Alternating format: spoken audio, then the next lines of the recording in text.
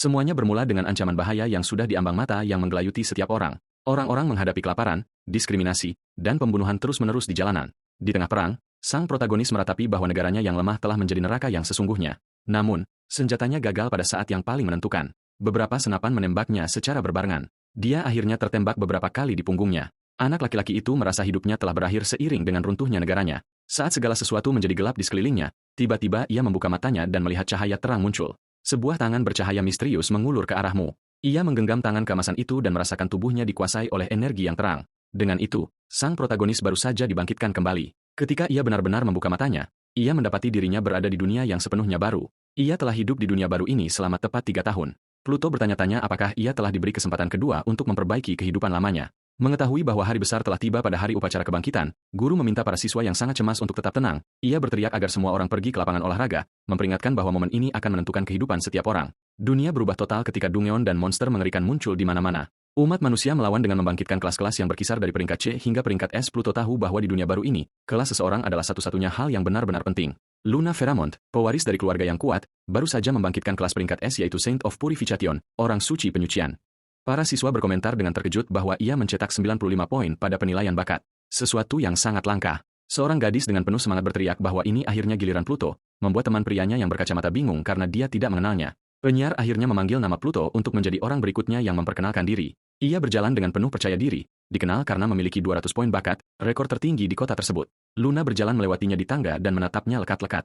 Ia berjalan melewatinya dan berbisik, memintanya untuk tidak mengecewakannya. Ia memperhatikan bahwa Pluto tetap diam seperti biasa dan hanya mengamatinya berjalan menjauh. Kerumunan dengan antusias meneriakkan nama Pluto saat ia mendekati altar. Pluto diperintahkan untuk meletakkan tangannya di atas bola melayang untuk memulai kebangkitan. Instruktur akademi dengan bangga berpikir bahwa memiliki seseorang dengan begitu banyak bakat di sana adalah sebuah berkah besar. Instruktur tersebut mengingatkan Pluto bahwa jika ia berhasil membangkitkan pahlawan kelas NS, ia akan memiliki tempat yang dijamin di Guild Blue Dragon yang hebat. Ini adalah guild nomor 1 di antara 5 besar di seluruh negeri. Mengamankan posisi ini berarti memiliki kekuatan, status, dan kejayaan yang diimpikan oleh setiap profesional untuk dicapai. Yang terpenting, Guild Blue Dragon diciptakan oleh pemerintah sendiri, berfungsi sebagai kekuatan militer resmi. Di kehidupan sebelumnya, ia hanyalah seorang prajurit biasa dari negara lemah yang akhirnya mati secara tragis. Kali ini, ia bertekad untuk melindungi negara dan menjadi manusia terkuat di seluruh dunia. Cahaya raksasa meledak dari bola tersebut, membuat para siswa percaya bahwa itu pasti kelas S. Pluto terkejut melihat hasil kebangkitannya terbentang tepat di depan matanya. Luna dan instruktur juga kebingungan dan tidak dapat berkata-kata oleh apa yang mereka lihat. Bayangan kerangka yang mengerikan muncul di belakang Pluto, mengungkapkan bahwa kelasnya adalah Necromancer. Keheningan mutlak mengambil alih seluruh tempat saat energi ungu menyelimutinya. Seorang siswa menganggap itu luar biasa, tetapi temannya memperingatkan bahwa Necromancer adalah kelas peringkat C terburuk yang ada. Pluto hancur dan bertanya-tanya di mana letak kesalahannya sehingga mendapatkan kelas yang begitu lemah. Layar statusnya dengan jelas menunjukkan bahwa ia adalah seorang Necromancer peringkat C dengan level 0. Instruktur menyilangkan tangannya dengan kecewa, menggerutu bahwa ia memiliki ekspektasi tinggi terhadap anak laki-laki itu, melihat bahwa kemampuannya hanya memungkinkannya memanggil satu kerangka setiap 30 menit. Ia takut Pluto ditakdirkan untuk gagal. Tiba-tiba, peringatan sistem menginformasikan bahwa batasan pemanggilan Anda telah dihapus dengan cara yang belum pernah terjadi sebelumnya. Ia menyadari bahwa tanpa batasan kelas normal, ia dapat menggunakan 10 mana miliknya untuk memanggil 10 prajurit sekaligus. Ini baru permulaan. Seiring pemanggilannya menjadi jauh lebih kuat saat ia naik level, sepasukan prajurit kerangka yang sesungguhnya akan mulai bermunculan di bawah komando langsung Anda. Memiliki mana yang cukup dan tanpa batas pemanggilan, Pluto kini akan menjadi pasukan dalam satu orang. Prajurit kerangka mereka melanjutkan serangan tanpa henti sementara mata merah mereka bersinar dengan penuh ancaman. Dengan serangan yang presisi, Fourhound lainnya dikalahkan, memberikan Pluto 20 poin pengalaman.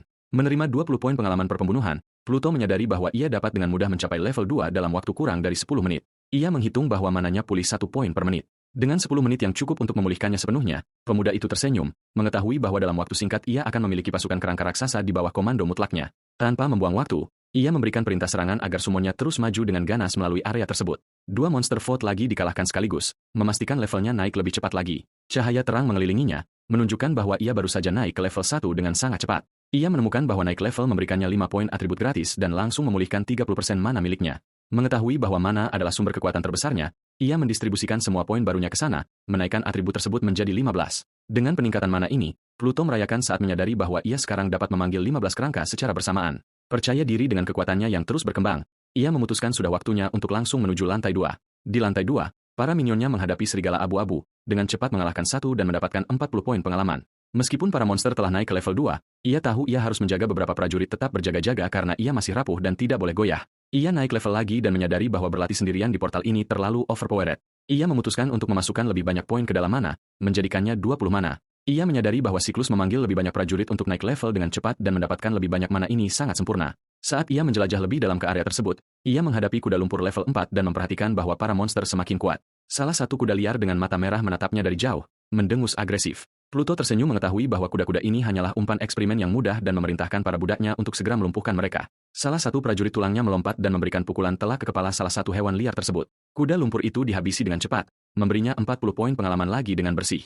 Ia memperhatikan bahwa serangan musuh telah meningkat cukup untuk menghancurkan beberapa prajuritnya, tetapi ia tidak terlalu ambil pusing. Bagaimanapun, prajurit tulang adalah satu-satunya hal yang ia miliki dalam kelimpahan, memanggil total 30 minion yang mengerikan sekaligus. Dengan pasukan sejati ini, kuda-kuda liar tersebut dibantai habis-habisan satu demi satu tanpa sempat membela diri. Berkat pembantaian tersebut, ia mencapai level 5 dengan sangat cepat dan mendapati bahwa batasan baru telah terangkat. Pesan tersebut mengungkapkan bahwa kunci evolusi telah dilepas, memungkinkan prajurit kerangka Anda menyerap musuh yang dikalahkan untuk berevolusi. Ini berarti musuh yang dikalahkan dapat diserap untuk mengubah prajurit Anda menjadi versi Undead yang ditingkatkan. Ia tersenyum bangga saat menyadari bahwa semakin banyak pembunuhan yang ia lakukan, semakin bervariasi dan kuat pasukan pribadi orang matinya. Ia menyadari bahwa kekuatan tersembunyi yang luar biasa ini pada hakikatnya mengubahnya menjadi raja dunia bawah yang sesungguhnya. Ia mengingatkan kita bahwa para Necromancer mendapatkan teknik baru setiap 5 level dan menganugerahi kita kemampuan baru mereka yang disebut kerangka bubuk mesiu, Gunpowder Skeleton. Menemukan konsep pemboman kerangka sangat brilian karena menghasilkan kerusakan area, ia hampir tidak sabar untuk mengujinya di ujian level 5. Tepat di depan muncul makhluk bertanduk tingkat 5, Blackback Beasts, makhluk bertanduk yang tampak sangat sulit dikalahkan dengan cara biasa. Pluto menilai bahwa senjata konvensional akan membutuhkan waktu terlalu lama untuk menembus kulit tebal itu, menjadikannya ujian yang ideal untuk kerangka peledaknya yang baru. Dengan jentikan jarinya, ia mengaktifkan kemampuan tersebut dan mengubah salah satu kerangka biasa menjadi prajurit yang dilalap api. Ia memerintahkan summon barunya untuk bergegas maju, membawa tong bubuk mesiu raksasa di punggung mereka untuk meledakkan para monster. Namun, ia mengamati penampilan para prajuritnya yang agak aneh dan lucu. Sesaat, ia meletakkan tangannya di wajahnya. Malu dengan penampilan aneh para prajurit barunya, tetapi berharap ledakan tersebut akan menyebabkan kerusakan yang luar biasa, kerangka bubuk mesiu berlari secepat mungkin menuju target. Mengangkat tong berat dengan tangan kosong, ia mencapai makhluk bertanduk yang mengaum dengan marah. Tidak mengerti apa makhluk bertulang kecil tepat di depannya itu. Tiba-tiba, ledakan besar terjadi, menghasilkan awan api raksasa yang melahap monster di sekitarnya. Terkesan dengan kerusakan yang menghancurkan, ia merayakan melihat bahwa semua monster dikalahkan sekaligus, memberinya banyak pengalaman. Ia menyimpulkan bahwa ia perlu meningkatkan mananya jika ingin sering menggunakan teknik ledakan ini. Jadi, sudah waktunya mencari perlengkapan mage baru. Pluto menyadari bahwa meskipun ia mendapatkan banyak pengalaman dan keterampilan, ujian khusus itu tidak menjatuhkan barang yang berguna. Memutuskan untuk membeli barang di toko sekolah, ia keluar dari portal dan berhadapan muka dengan guru yang menunggunya. Benar-benar tertegun, ia terkejut melihat Pluto keluar dari sana tanpa cedera sedikitpun dan berhasil mencapai level 5 hanya dalam waktu 1 jam latihan. Ia menyimpulkan bahwa Pluto jauh lebih kuat dari kelihatannya karena bakatnya yang luar biasa. Memutuskan untuk segera melaporkan insiden itu kepada direktur.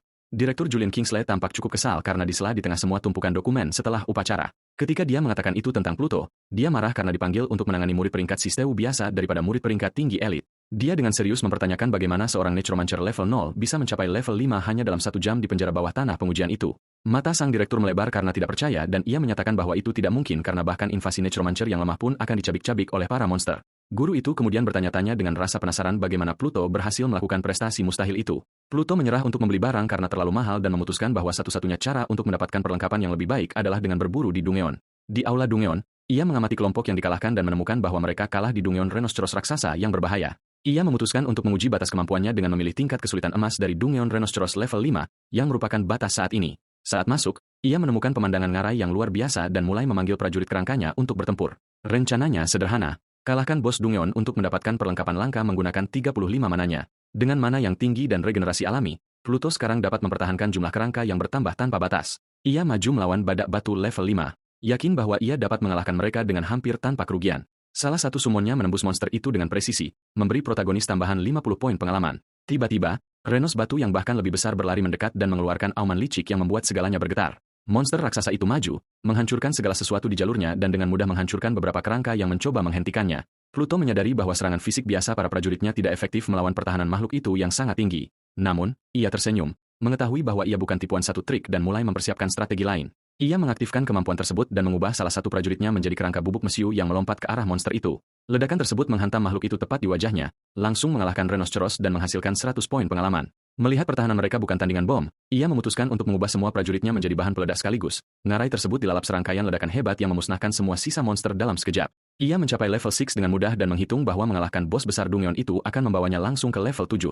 Pada saat itu, bayangan yang benar-benar raksasa bangkit di hadapannya, mengungkapkan Raja Badak Batu yang menakutkan. Monster kolosal itu membuka mulutnya yang penuh gigi tajam dan mengeluarkan auman yang sangat memekakan telinga. Pluto dikejutkan oleh ukuran makhluk yang luar biasa besar untuk ukuran bos level 5, tetapi ia tidak gentar sedikitpun. Ia menatap lurus ke mata monster itu dan memperingatkan bahwa bos tersebut telah membuat kesalahan dengan masuk langsung ke zona kematiannya. Hampir tanpa usaha, 100 kerangka bubuk mesiu diposisikan di jurang di atas, siap meledakkan semuanya di bawah. Ledakan kolosal menelan bos sepenuhnya, menjamin eliminasinya dan 5.000 poin pengalaman sekaligus. Ia naik level 7 dan terkejut melihat bos telah menguap sebelum ia bahkan bisa mengumpulkan reaksi. Tiba-tiba, cahaya misterius dan terang mulai turun dari langit, menarik perhatian protagonis. Ini adalah staf batu raksasa berkualitas epik, yang memberikan 10 pertahanan dan 30 poin mana ekstra. Pluto dengan penuh semangat merayakan akhirnya meraih jackpot dengan mendapatkan drop item yang begitu berharga. Ia ingat grafik langkaan perlengkapan, yang berkisar dari umum hingga unik. Dengan epik menjadi salah satu level langka yang diperoleh, ia merayakan mendapatkan item epik di Dungeon pertamanya, yang persis seperti staf mage yang dibutuhkannya. Ia sangat tahu bahwa bahkan item berkualitas langka akan menelan biaya setidaknya 100 koin emas di toko sekolah. Menggabungkan kenaikan level Anda dengan atribut tambahan dari staf epik, total mana Anda melonjak hingga 75 poin. Dengan semua mana yang tersedia ini, ia sekarang dapat memanggil 75 prajurit kerangka sekaligus. Ia keluar dari portal Dungeon dan akhirnya menabrak Adrian dan kelompok rekannya. Tepat di pintu keluar, Adrian tersenyum sinis dan mengatakan bahwa tawarnya untuk membantu Pluto masih berlaku selama anak itu memohon untuk itu. Pluto hanya menatapnya dalam-dalam dan dingin, menunjukkan tidak ada reaksi terhadap provokasi tersebut. Adrian bertanya apa yang dia lakukan di sana, mengejek bahwa tidak ada yang mau membawa kegagalan peringkat C sepertinya. Ia dengan bangga memamerkan perlengkapan baru yang langka dan mengulangi bahwa Pluto akan memiliki segalanya jika ia setuju untuk merendahkan diri di hadapannya. Para siswa lain mendukung lelucon tersebut dan mengatakan bahwa Pluto seharusnya menerima untuk menjadi anjing Adrienne agar dia tidak berakhir sendirian dan menjadi pecundang. Gadis berambut pirang di kelompok tersebut mendengus jijik ke arah Pluto, menyatakan bahwa tidak ada wanita di dunia ini yang mau mendekatinya.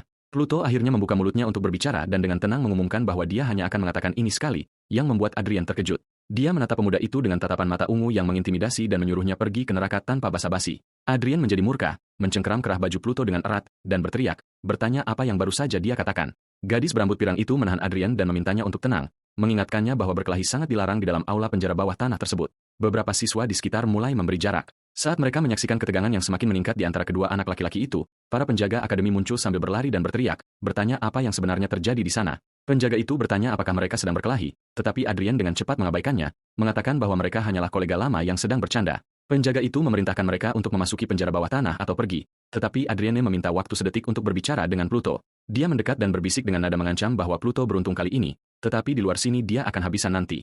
Adrian memanggil kelompoknya untuk pergi, bertekad membawa mereka ke tingkat 5 hari itu juga. Dalam hatinya, dia berpikir bahwa dia akan menghabisi Adrian di tempat itu juga seandainya mereka tidak menghentikan perkelahian tersebut. Penjaga itu mengatakan bahwa sampah seperti itu sudah tidak bisa ditolong dan meminta Pluto untuk memanggilnya jika dia diganggu lagi, yang dibalas dengan ucapan terima kasih dari pemuda itu. Saat melihat pemuda itu menuju ke portal, penjaga tersebut berteriak memperingatkan bahwa penjara bawah tanah itu terlalu sulit dan menyarankan lapangan kelinci tingkat 1. Namun, penjaga keamanan itu terpekik kaget saat menyadari detail yang sangat penting tentang anak laki-laki itu. Dia menyadari bahwa Pluto membawa tongkat batu raksasa, bertekad untuk menggunakan 4 sisa jatah masuk harian untuk berlatih. Penjaga itu tahu bahwa tongkat ini hanya bisa didapat saat mengalahkan Raja Badak, Rhino King, pada tingkat kesulitan emas. Menyimpulkan bahwa anak itu melakukannya seorang diri, dia sangat terkejut menyadari bahwa Pluto mengalahkan bos tersebut sendirian saat pemuda itu memulai masuk keduanya ke penjara bawah tanah hari itu. Pluto tahu dia harus mempercepat langkahnya untuk menyelesaikan semua jatah masuk hariannya hari ini. Di luar, penjaga itu mengonfirmasi kecurigaannya ketika dia melihat bahwa Pluto benar-benar memilih tingkat kesulitan emas lagi. Dia merenung dengan heran bahwa jika Pluto berhasil menyelesaikan penjara bawah tanah itu sendirian, dia telah mencapai prestasi yang bahkan tidak dapat dicapai oleh makhluk terbangkit peringkat S. Di dalam tantangan tersebut, Raja Badak mengaum dengan garang ke arah sang protagonis, yang telah memosisikan para prajurit peledaknya. Pluto hanya tersenyum ironis saat melihat monster raksasa itu memamerkan taringnya ke arahnya. Bos tersebut kembali diledakkan dengan cepat, menghasilkan banyak pengalaman, XP, sementara hanya tersisa 2 jatah masuk harian. Pada percobaan ketiga, badak kolosal yang baru mendengus marah tepat di depan anak laki-laki itu. Pemuda itu tersenyum tipis, berkomentar bahwa monster-monster ini sepertinya tidak pernah belajar dari pengalaman. Ledakan dahsyat lainnya langsung terjadi, mengirim monster itu terbang tanpa ampun. Dia memerintahkan para pelayannya untuk terus bergerak maju dengan cepat untuk menyelesaikan semua pekerjaan. Bos lainnya jatuh ke tanah dengan kekalahan, dan sistem memperingatkan bahwa hanya tersisa 1 jatah masuk harian terakhir. Dia mengumpulkan sejumlah besar item L, tetapi karena tidak berguna untuk kelas penyihirnya, mage, dia memutuskan untuk menjual semuanya nanti. Dengan jatah harian yang sudah habis, dia memutuskan untuk beristirahat. Mengetahui bahwa ujian profesional yang penting akan diadakan keesokan paginya, layar atributnya yang diperbarui menunjukkan bahwa dia kini telah mencapai level 9. Keesokan harinya, dengan total mana mencapai 85 poin, Akademi Aurora ramai dengan aktivitas saat para siswa bersiap untuk penilaian mereka. Para siswa berkomentar bahwa semua orang berada di level yang sama setelah sehari kebangkitan, Awakening, dengan beberapa yang membual telah mencapai level 4. Mendengar bahwa mereka baru berada di level 2 atau 4, Pluto terkejut menyadari betapa lambatnya perkembangan mereka di penjara bawah tanah. Adrian muncul lagi untuk memprovokasinya, bertanya dengan nada meremehkan bagaimana latihan sulit dari kelas necromancernya yang lemah itu berjalan, dan menyombongkan diri bahwa dia berlatih sepanjang hari dan berhasil mencapai level 5. Sambil bertanya apakah Pluto telah menemukan seseorang untuk menggendongnya, sang direktur naik ke atas panggung dan meminta semua orang untuk tenang, lalu mengumumkan dimulainya ujian profesional tradisional sekolah untuk para pendatang baru. Dia mengungkapkan bahwa 5 besar akan dipilih oleh Blue Dragon Guild, dan bahwa juara pertama akan memenangkan peralatan epik sebagai bonus. Mata para siswa melebar karena terkejut ketika mereka mengetahui tentang hadiah epik dan berharga yang dipertaruhkan dalam kompetisi ini. Direktur memperkenalkan penatua Aaron Crowley, salah satu penyihir paling berpengalaman di Blue Dragon Guild, yang dikenal karena memiliki mana yang tak terbatas. Dia menjelaskan bahwa setiap siswa akan memasuki ruangan dan memiliki waktu 30 menit untuk mengalahkan kemunculan monster, invokasi, terus-menerus yang diciptakan oleh Crowley. Sang penatua yang kuat mempersiapkan diri dengan fokus saat aura mana biru mulai menyelimuti seluruh tubuhnya. Beberapa siswa putus asa karena mereka berada di bawah level 5. Mengetahui bahwa penatua yang kuat itu memiliki level lebih tinggi dari 70, Crowley meminta agar mereka tenang dan menjelaskan bahwa dia akan mengunci level invokasinya di level 1, serta menghentikan tes jika ada yang merasa kewalahan. Mengetahui bahwa monster-monster itu akan mudah, para siswa merayakannya dengan penuh semangat, tahu bahwa mereka dapat melakukan yang terbaik tanpa membahayakan nyawa mereka. Adrian mengejek Pluto, mengatakan ujiannya akan mudah, tetapi bahkan sampah peringkat C akan kesulitan mendapatkan satu pembunuhan pun di sana. Pluto menatapnya dengan penuh ancaman dan menjawab bahwa tidak ada alasan untuk menunggu, karena dia siap bermain dengannya sekarang juga. Adrian menerima tantangan tersebut dengan tangan terbuka dan mengusulkan taruhan untuk melihat siapa yang bisa mencapai peringkat tertinggi dalam perlombaan. Dia mulai tertawa terbahak-bahak dan mengejek Pluto karena ingin membandingkan peringkat dengannya, mengingat dia hanyalah seorang necromancer yang lemah, serta bertanya apakah dia masih mengira dirinya adalah seorang jenius seperti dulu. Adrian menyuruh Pluto untuk memilih hukuman yang memalukan bagi yang kalah. Adrian menyarankan agar pihak yang kalah merangkak di sekitar sekolah dengan merangkak menggunakan keempat anggota tubuhnya meniru seekor anjing, dan sang protagonis menyetujui hukuman tersebut tanpa berkedip. Kepala sekolah akhirnya mengumumkan kepada kerumunan besar siswa bahwa kompetisi mahasiswa baru resmi dimulai, dan menginstruksikan semua siswa untuk segera pergi ke ruang ujian masing-masing. Direktur menginformasikan kepada penatua Crowley bahwa semua orang sudah siap dan sistem teleportasi aktif untuk memulai ujian. Sang penatua mengaktifkan sihir pemanggil perunggu level 70 miliknya, menyebabkan lingkaran sihir tersebut bersinar dengan sangat intens. Sebuah lingkaran bercahaya diproyeksikan ke lantai tepat di depan Pluto di dalam ruang ujian pribadinya. Dia mengamati dengan cermat untuk melihat apa yang akan muncul dari lingkaran cemerlang invokasi penatua tersebut. Dia mendapati prajurit perunggu level 1 yang baru saja muncul, dipersenjatai dengan tombak tempur yang panjang sambil memegang tongkat barunya yang kuat. Pluto memutuskan untuk menguji kekuatan patung-patung ini melawan prajurit tulangnya sendiri. Lawan dari perunggu itu melancarkan serangan, melaju dengan cepat dan mengarahkan tombak mereka ke arah pertahanan mereka. Pluto memberikan perintah untuk menyerang, mendesak prajurit tulangnya untuk menyerbu langsung ke arah musuh perunggu tersebut. Suara logam bergema di ruang ujian saat kedua kekuatan tersebut saling bertukar hantaman pedang yang ganas. Dia menyadari bahwa patung-patung perunggu itu mudah hancur dan merenungkan bahwa akan cukup sulit untuk mengalahkan mereka jika dia masih memiliki keterbatasan lama berupa kekurangan prajurit. Crowley memperhatikan dengan terkejut bahwa seseorang telah mengalahkan prajurit perunggu pertamanya dan memutuskan untuk meningkatkan jumlahnya di ruangan tersebut. Di ruang Pluto, lebih banyak prajurit perunggu mulai muncul dari segala sisi melalui sihir sang penatua. Namun, sang protagonis tahu bahwa bahkan dengan begitu banyak musuh yang muncul, hanya 5 dari anak buahnya sendiri yang dapat menangani pekerjaan itu.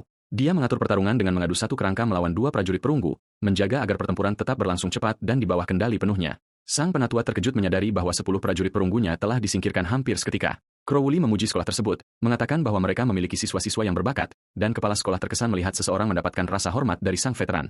Direktur kemudian segera memerintahkan mereka untuk membuka papan skor keseluruhan dan mengungkapkan siapa yang memimpin skor. Matanya melebar dan dia mengeluarkan seruan keheranan saat mendapati bahwa Pluto adalah orang yang memimpin. Papan skor menunjukkan Pluto berada di posisi pertama dengan 15 poin, sementara pemain di posisi kedua hanya memiliki 5 poin, dan Adrian berada di posisi keempat. Guru itu berkomentar dengan terkesan bahwa perolehan poin anak laki-laki itu terus meningkat setiap detiknya. Dalam beberapa saat, papan skor diperbarui dan menunjukkan bahwa perolehan poin anak laki-laki itu telah melampaui 20 pembunuhan. Kepala sekolah berteriak, tidak mengerti bagaimana hal ini bisa terjadi. Guru tersebut menggunakan kesempatan itu untuk bertanya apakah dia akhirnya mempercayainya sekarang. Dia bertanya-tanya dengan bingung apakah Pluto mampu mengatasi keterbatasan kelasnya yang lemah hanya dengan memiliki 200 poin bakat. Crowley mengenang bahwa pada masa puncaknya, dia hanya memiliki 99 poin bakat. Menyadari bahwa pemuda itu adalah permata tersembunyi yang sesungguhnya, sang penatua bertekad untuk menguji potensi maksimal anak laki-laki tersebut dan memutuskan memberikannya sedikit dorongan dengan melepaskan lebih banyak mana dalam ujian itu. Sementara itu, Pluto berjalan dengan tenang, percaya bahwa 10 prajurit perunggu tidak menimbulkan ancaman dibandingkan dengan para badak. Namun, dia berhenti dan melirik ke samping saat merasakan gelombang energi magis yang kuat tiba-tiba melonjak dari tepat di belakangnya. Pluto cukup terkejut mendapati jumlah prajurit perunggu yang sangat besar baru saja muncul di ruangan tersebut. Dia menyadari bahwa kepadatan musuh di dalam ruangan itu sekarang berada pada tingkat yang sepenuhnya tidak biasa. Sekelompok prajurit perunggu yang sangat banyak mengelilingi kelompok kecil mereka, menciptakan situasi yang akan menjadi mimpi buruk bagi pemula manapun. Namun, ia tersenyum tipis, mengetahui bahwa jika tantangannya didasarkan pada jumlah prajurit, ia memiliki keunggulan yang sempurna. Pluto memanggil 30 kerangka sekaligus dan bersiap untuk akhirnya menunjukkan pasukan mana di antara keduanya yang paling kuat di sana. Di ruang ujian Adrienne, anak laki-laki itu menggunakan kapak raksasanya untuk menyerang dengan ganas patung-patung perunggu yang muncul. Sambil megap-megap, ia dengan sombongnya mengaku telah mengalahkan setidaknya 12 musuh, meyakini bahwa Pluto tidak akan pernah bisa menyamai skornya. Ia mengenang dengan bangga ketika penilaian bakatnya memberikannya 70,7 poin pada ujian yang diikutinya 2 tahun lalu. Saat itu, semua orang memujanya karena 70,7 poin pastinya akan menjaminnya mendapatkan salah satu kelas peringkat terbaik di negeri ini. Namun senyumnya lenyap sepenuhnya ketika diumumkan bahwa Pluto telah meraih 200 poin bakat. Adrienne diliputi rasa iri melihat sorotan dan perhatian seluruh murid tertuju sepenuhnya pada Pluto saat itu. Para murid berkomentar dengan kagum bahwa jumlah tersebut menempatkan anak laki-laki itu di posisi puncak di seluruh negeri. Bahkan para guru meminta murid-murid elit lainnya untuk mencoba mengimbangi kecepatan cemerlang Pluto. Ia membenci kritik tersebut karena menolak menerima bahwa ada seseorang yang jauh lebih unggul darinya di sekolah. Sebagai pewaris keluarga Blackwood yang bergengsi, salah satu yang terbesar di kota itu, ia menolak untuk dilampaui oleh siapapun. Adrian sangat marah karena harus bersaing memperebutkan ruang dengan apa yang disebutnya sebagai anak yatim piatu yang hancur, bersumpah untuk melampauinya dengan cara apapun. Kembali ke ujian profesional, ia menyerang patung-patung tersebut dengan seluruh kekuatan lengannya yang dibalut pelindung merah. Ia menyeringai gila, mengatakan bahwa kelas ksatria berserkernya akan menghancurkan necromancer yang menyedihkan itu. Memerintahkan Pluto untuk bersiap menggonggong, ia tertawa penuh kemenangan saat melihat skor pribadinya telah mencapai 15 poin pembunuhan dalam waktu singkat. Tetapi di ruang Pluto, para prajuritnya maju, menebas musuh dengan mudah, menaikkan poin mereka menjadi 79. Gerakan serbuan anak laki-laki itu dengan penguasaan tingkat tinggi, menghindari tusukan dan dengan mudah memecahkan pelindung perunggu. Salah satu kerangka pemegang kapak raksasa mereka memberikan pukulan telak ke kepala salah satu lawan logam tersebut. Dengan hantaman yang keras, lebih banyak musuh hancur, memungkinkan Pluto mencapai skor luar biasa yaitu 100 poin pada ujian tersebut. Ia mencatat bahwa ia memulai dengan 30 prajurit dan sekarang memiliki 16. Memahami bahwa dalam pertempuran sebesar ini, beberapa kerugian tidak dapat dihindari. Tidak ingin meninggalkan celah apapun, Pluto mengangkat tongkatnya untuk memanggil minion baru guna menggantikan mereka yang gugur sebelum lebih banyak musuh muncul. Melihat mananya turun setengah, ia dengan penasaran bertanya-tanya mengapa jumlah monster yang muncul di ruangan itu tiba-tiba meningkat. Di ruang kendali, sang direktur berteriak kaget karena Pluto memecahkan rekor sepanjang masa yaitu 97 poin hanya dalam separuh waktu. Crowley sangat terkesan melihat 100 prajuritnya dihancurkan, yang setara dengan menghadapi bos tingkat 5 yang sulit. Orang tua itu bergumam sambil bermain-main, bertanya-tanya apakah anak laki-laki itu mencoba membuatnya malu selama ujian, membuat sang direktur tercengang. Crowley melepaskan gelombang besar mana biru untuk mengerahkan kekuatan maksimalnya sepenuhnya. Di ruangan sang protagonis, mata sesepuh itu melebar dan suaranya terdengar dingin. Menyadari bahwa situasi telah sepenuhnya lepas kendali, sang direktur bertanya dengan cemas apakah sesepuh itu baik-baik saja atau apakah jumlah serbuan yang besar telah menghabiskan terlalu banyak mananya. Crowley menjawab bahwa ia dapat memanggil 10.000 prajurit tanpa harus mengeluarkan keringat sedikitpun. Mendorong sang direktur untuk mempertanyakan alasan kekhawatiran tersebut. Ia mengaku bahwa ia terlalu bersemangat selama ujian dan akhirnya mengirimkan jumlah monster yang tidak masuk akal ke ruang pemimpin. Sesepuh itu memperingatkan dengan serius bahwa anak laki-laki itu mungkin berada dalam bahaya nyata kehilangan nyawanya di dalam. Di dalam ruangan, Pluto memandang tentara logam raksasa itu dan bertanya-tanya pada dirinya sendiri apa kesalahan yang telah ia perbuat terhadap sang sesepuh. Meskipun ia hanya ingin mengamati pertarungan biasa, ia menyadari bahwa ia harus menggunakan teknik-tekniknya yang lebih berat. Seketika itu juga, dengan jentikan jarinya, ia bersiap mengaktifkan kemampuan kerangka mesiu miliknya yang kuat. Sistem mengonfirmasi konversi tersebut, dan prajurit biasa Anda mulai memotong bahan peledak yang menyala. Skuadron bom tengkorak melaju dengan kecepatan penuh menuju pasukan perunggu. Pluto dengan tegas memerintahkan agar serbuannya mereduksi semua patung itu menjadi debu sekaligus. Pelaku bom bunuh diri berlari cepat di belakang pembawa perisai mereka dan meluncurkan diri langsung ke barisan musuh di pusat kendali. Direktur yang putus asa memohon kepada sang sesepuh untuk segera membatalkan serbuan di ruang Pluto sebelum terlambat. Sebelum terlambat, guru tersebut memperhatikan layar dengan seksama, menyadari bahwa skornya tiba-tiba mulai berubah drastis. Ia dengan cepat mengulurkan tangannya dan berteriak agar mereka menunggu sebelum membuat keputusan gegabah. Sang direktur mengamuk, bertanya mengapa harus menunggu ketika anak laki-laki itu akhirnya bisa dicabik-cabik dalam beberapa menit di dalam sana. Tanpa mengatakan apa-apa, ia hanya menunjuk dengan tegas jarinya ke arah layar peringkat siswa. Skor Pluto meroket begitu saja, naik dari 201 poin menjadi hampir 300 dengan cara yang tidak dapat dipercaya. Dalam beberapa detik, hitungan tersebut mencatatkan angka luar biasa yaitu 350 poin pembunuhan. Kepala sekolah benar-benar terdiam dan bertanya-tanya apakah siswa di dalam ruangan itu benar-benar Pluto. Crowley berpikir bahwa jika seorang pemula yang baru bangkit memiliki semua kekuatan ini dengan pelatihan yang tepat, ia dapat menyelamatkan seluruh negeri di masa depan. Sang direktur memohon lagi kepada sang sesepuh untuk menyingkirkan monster-monster itu. Namun Crowley menolak karena ia ingin melihat apa batas kemampuan anak laki-laki itu sebenarnya. Di dalam ruangan, serangkaian ledakan kolosal mengambil alih pemandangan saat poinnya naik menjadi 800. Bom bunuh diri mereka terus berlari dan meledakkan segalanya, dengan cepat menaikkan skor mereka menjadi 900 poin. Pemandangan itu dipenuhi dengan asap dan puing-puing logam dari puluhan patung yang hancur. Pluto berjalan dengan tenang di tengah runtuhan dan memperhatikan bahwa masih ada beberapa korban perunggu yang berdiri. Ia dengan dingin memerintahkan serbuannya untuk melenyapkan setiap prajurit logam tersebut sekaligus. Ia mencapai angka luar biasa 1000 poin dan secara ironis berpikir bahwa tempat itu telah berubah menjadi zona perang sungguhan. Di pusat kendali, ketiganya menyaksikan dengan tercengang dan menyadari bahwa serbuan akhirnya berhenti muncul di ruangan itu. Crowley bergumam dengan tidak percaya bahwa anak laki-laki itu melenyapkan mutlak setiap prajurit perunggu yang ia panggil di sana. Sang direktur dengan antusias bertanya apakah ia harus membawakan anak laki-laki itu kepadanya setelah ujian, tetapi pria tua itu mengejutkannya dengan menolak. Kedua guru itu menatapnya dengan terkejut, tidak memahami alasan dibalik jawaban singkatnya dengan tatapan tajam bermata biru. Ia memperingatkan bahwa ia akan menemui anak laki-laki itu secara langsung. Kepala sekolah mencoba menghentikannya dengan mengingatkan bahwa ujian belum berakhir dan bahwa siswa lain membutuhkan serbuan mereka. Ia mengatakan bahwa hal itu tidak relevan karena kehadiran fisiknya di kota tidak akan mengganggu serbuan di ruangan lain. Ia terpesona oleh gagasan bahwa jika skor itu nyata, potensi Pluto jauh melampaui ukuran. Sesepuh itu mengaktifkan lingkaran teleportasinya untuk pergi menemui anak laki-laki itu pada saat itu juga. Di dalam ruang ujiannya yang sunyi, Pluto menghela napas lega karena akhirnya telah menyelesaikan ujian. Ia merenungkan bahwa menghadapi lebih dari 100 prajurit perunggu sekaligus akan sangat mengerikan tanpa menggunakan bom area miliknya. Namun ia kembali waspada ketika melihat lingkaran sihir baru diproyeksikan ke lantai ruangannya. Pluto bingung menyadari bahwa hanya satu siluet tunggal yang muncul dari portal energi cahaya itu. Tidak ingin mengambil risiko, ia memerintahkan pelayan kerangkanya untuk segera mengepung penyusup misterius tersebut. Para prajurit tulang melompat dan melancarkan serangan pedang mereka langsung ke arah penyusup, tetapi Pluto berteriak, memerintahkan mereka untuk segera berhenti. Setelah mengenali wajah sang sesepuh Aaron Crowley, mage senior tersebut mengamati bilah pedang yang berhenti beberapa milimeter dari wajahnya dan menyadari bahwa mereka memang prajurit nekromantik. Sang protagonis bingung dengan kehadirannya di sana dan bertanya apa urusan seorang sesepuh guild terhadap ujiannya. Crowley berkomentar bahwa hanya necromancer peringkat C yang dapat menggunakan sihir itu, dan Pluto mengonfirmasi bahwa inilah kelasnya secara persis. Ia menunjukkan bahwa kelas ini menghadapi batasan yang parah dan tidak dapat diatasi, yaitu hanya mampu memanggil satu minion setiap setengah jam. Sesepuh itu menatapnya dengan serius dan mengatakan bahwa bahkan 30 menit pun belum berlalu sejak dimulainya ujian profesional. Crowley bertumpu pada tongkatnya dan menekannya, bertanya bagaimana tepatnya ia berhasil menciptakan begitu banyak prajurit sekaligus. Suaranya terdengar dingin ketika ia menyadari bahwa dirinya telah tertangkap basah dan ragu-ragu apakah akan menceritakan kebenaran utuh tentang kekuatannya atau tidak. Veteran itu memperingatkan bahwa ia tidak akan memaksanya untuk berbicara, tetapi menuntut untuk tahu hanya apakah ia dapat mengendalikan kekuatan ini untuk melindungi negeri ini. Pluto percaya bahwa melindungi negeri ini adalah alasan mengapa ia mendapatkan kehidupan kedua dan bahwa untuk mencapai hal itu, ia akan membutuhkan persetujuan Crowley. Memutuskan untuk tidak mengungkapkan semua kartunya sekaligus, ia bertekad untuk menunjukkan hanya secukupnya untuk meyakinkan sang veteran. Ia mengangkat tongkatnya dan mulai memanggil prajurit kerangkanya tepat di depan mage guild yang berpengalaman itu. Pluto berbohong dengan mengatakan bahwa kemampuannya memiliki waktu jeda, cooldown, 30 menit dan bahwa ia hanya memanggil satu kerangka dalam satu waktu. Ia menambahkan bahwa mereka memiliki durasi maksimum hanya 1 jam sebelum menghilang sepenuhnya. Namun secara mental sang protagonis merayakan, mengetahui bahwa tidak satupun dari batasan ini yang benar-benar berlaku untuknya. Inovasinya sepenuhnya bebas dari segala jenis batasan yang biasanya diberlakukan oleh kelas umum. Crowley terpaku menyadari bahwa pemuda di hadapannya memiliki ilmu nekromansi tanpa batas. Ia menyipitkan mata kagum saat menghitung besarnya kekuatan luar biasa yang terpancar di depannya. Ia menyadari bahwa dengan mana yang cukup, Pluto seorang diri akan mampu memimpin pasukan tanpa lelah yang tidak membutuhkan pasokan logistik. Mendengar jawabannya dari sang anak, lelaki parubaya itu mencatat bahwa nilai Pluto jauh melampaui sekadar pendatang baru yang menjanjikan, dan berada di tingkat yang sepenuhnya berbeda. Ia menyatakan akan menginvestasikan seluruh miliknya pada pemuda tersebut dan setelah ujian selesai akan langsung berbicara dengan sang presiden untuk mengamankan masa depannya di guild.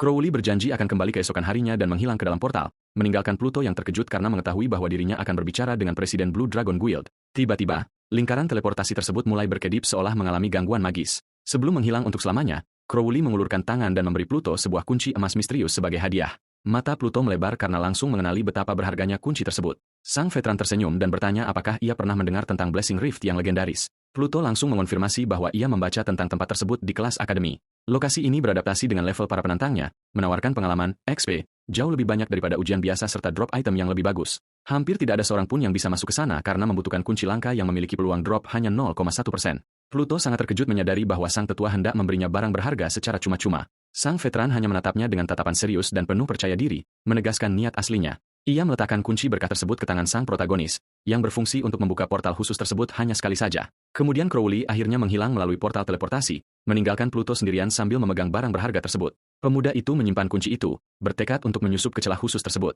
Begitu ia menyelesaikan ujian resmi akademi, sang direktur mengumumkan dari podium bahwa waktu 30 menit telah habis dan ujian profesional secara resmi telah usai. Adrian menyandarkan berat badannya pada pedang dengan tubuh yang benar-benar kelelahan dan megap-megap setelah bertarung sekuat tenaga dalam ujian tersebut. Ia melihat tumpukan armor perunggu yang hancur di sekelilingnya dan merasa bangga telah menghancurkan begitu banyak patung.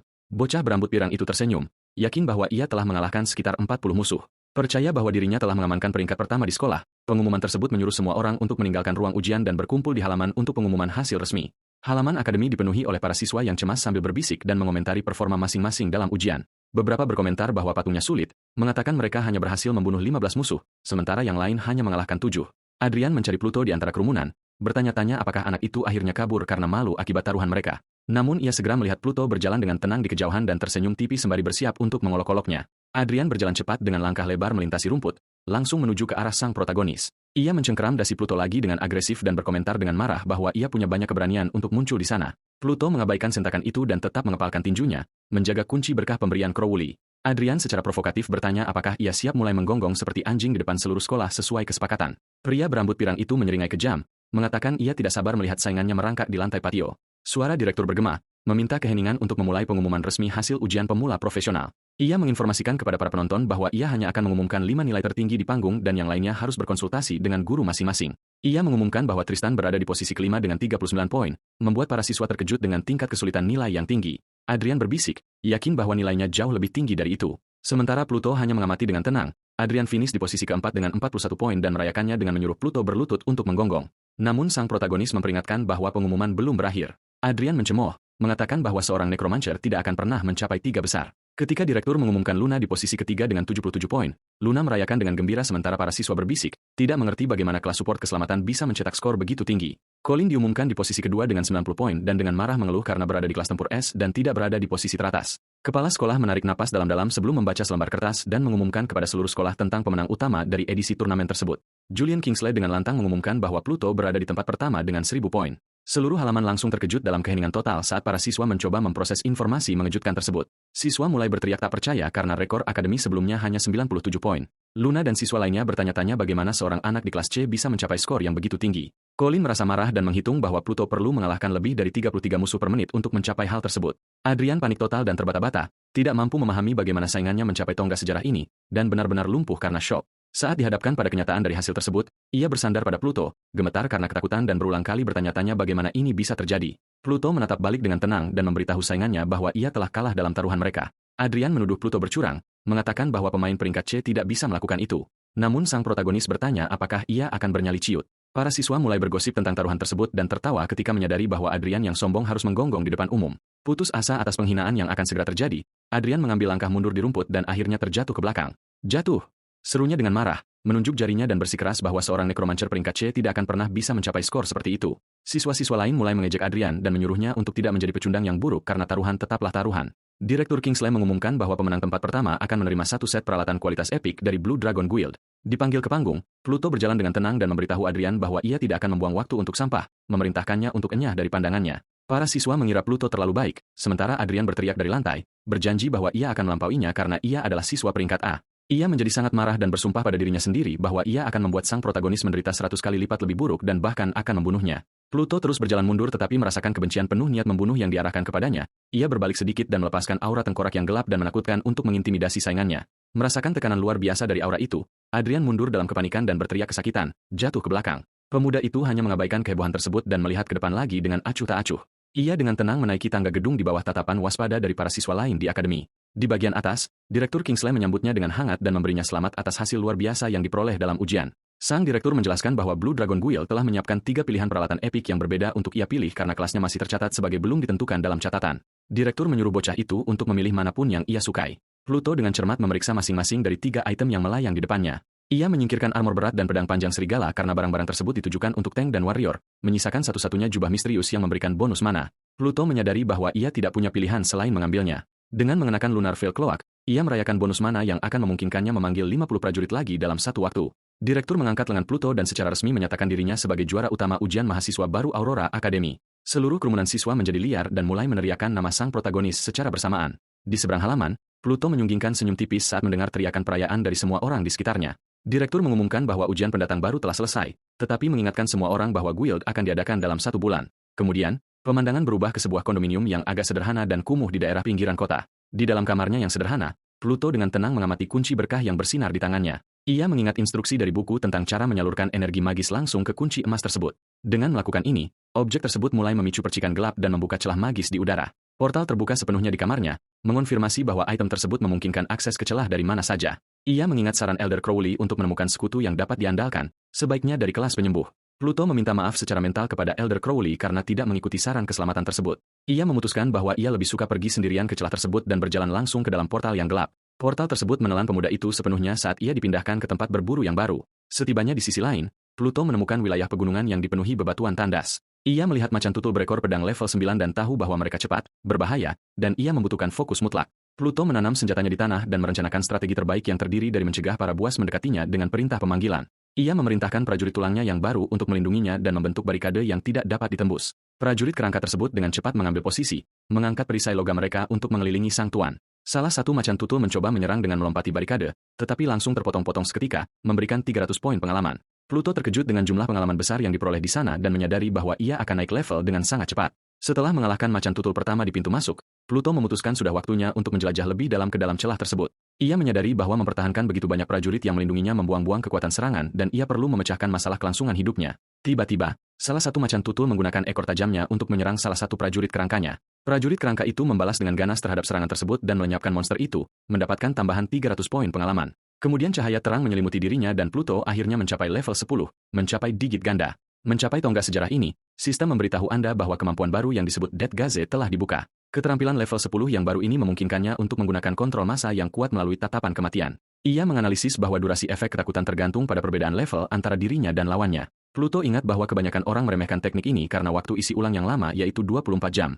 Namun, berkat bakat penghapusan pembatasannya, ia akan dapat menggunakan efek ketakutan ini tanpa henti jika ia memiliki mana yang cukup. Tiba-tiba ledakan keras bergema di area tersebut dengan hantaman keras cakar raksasa ke tanah.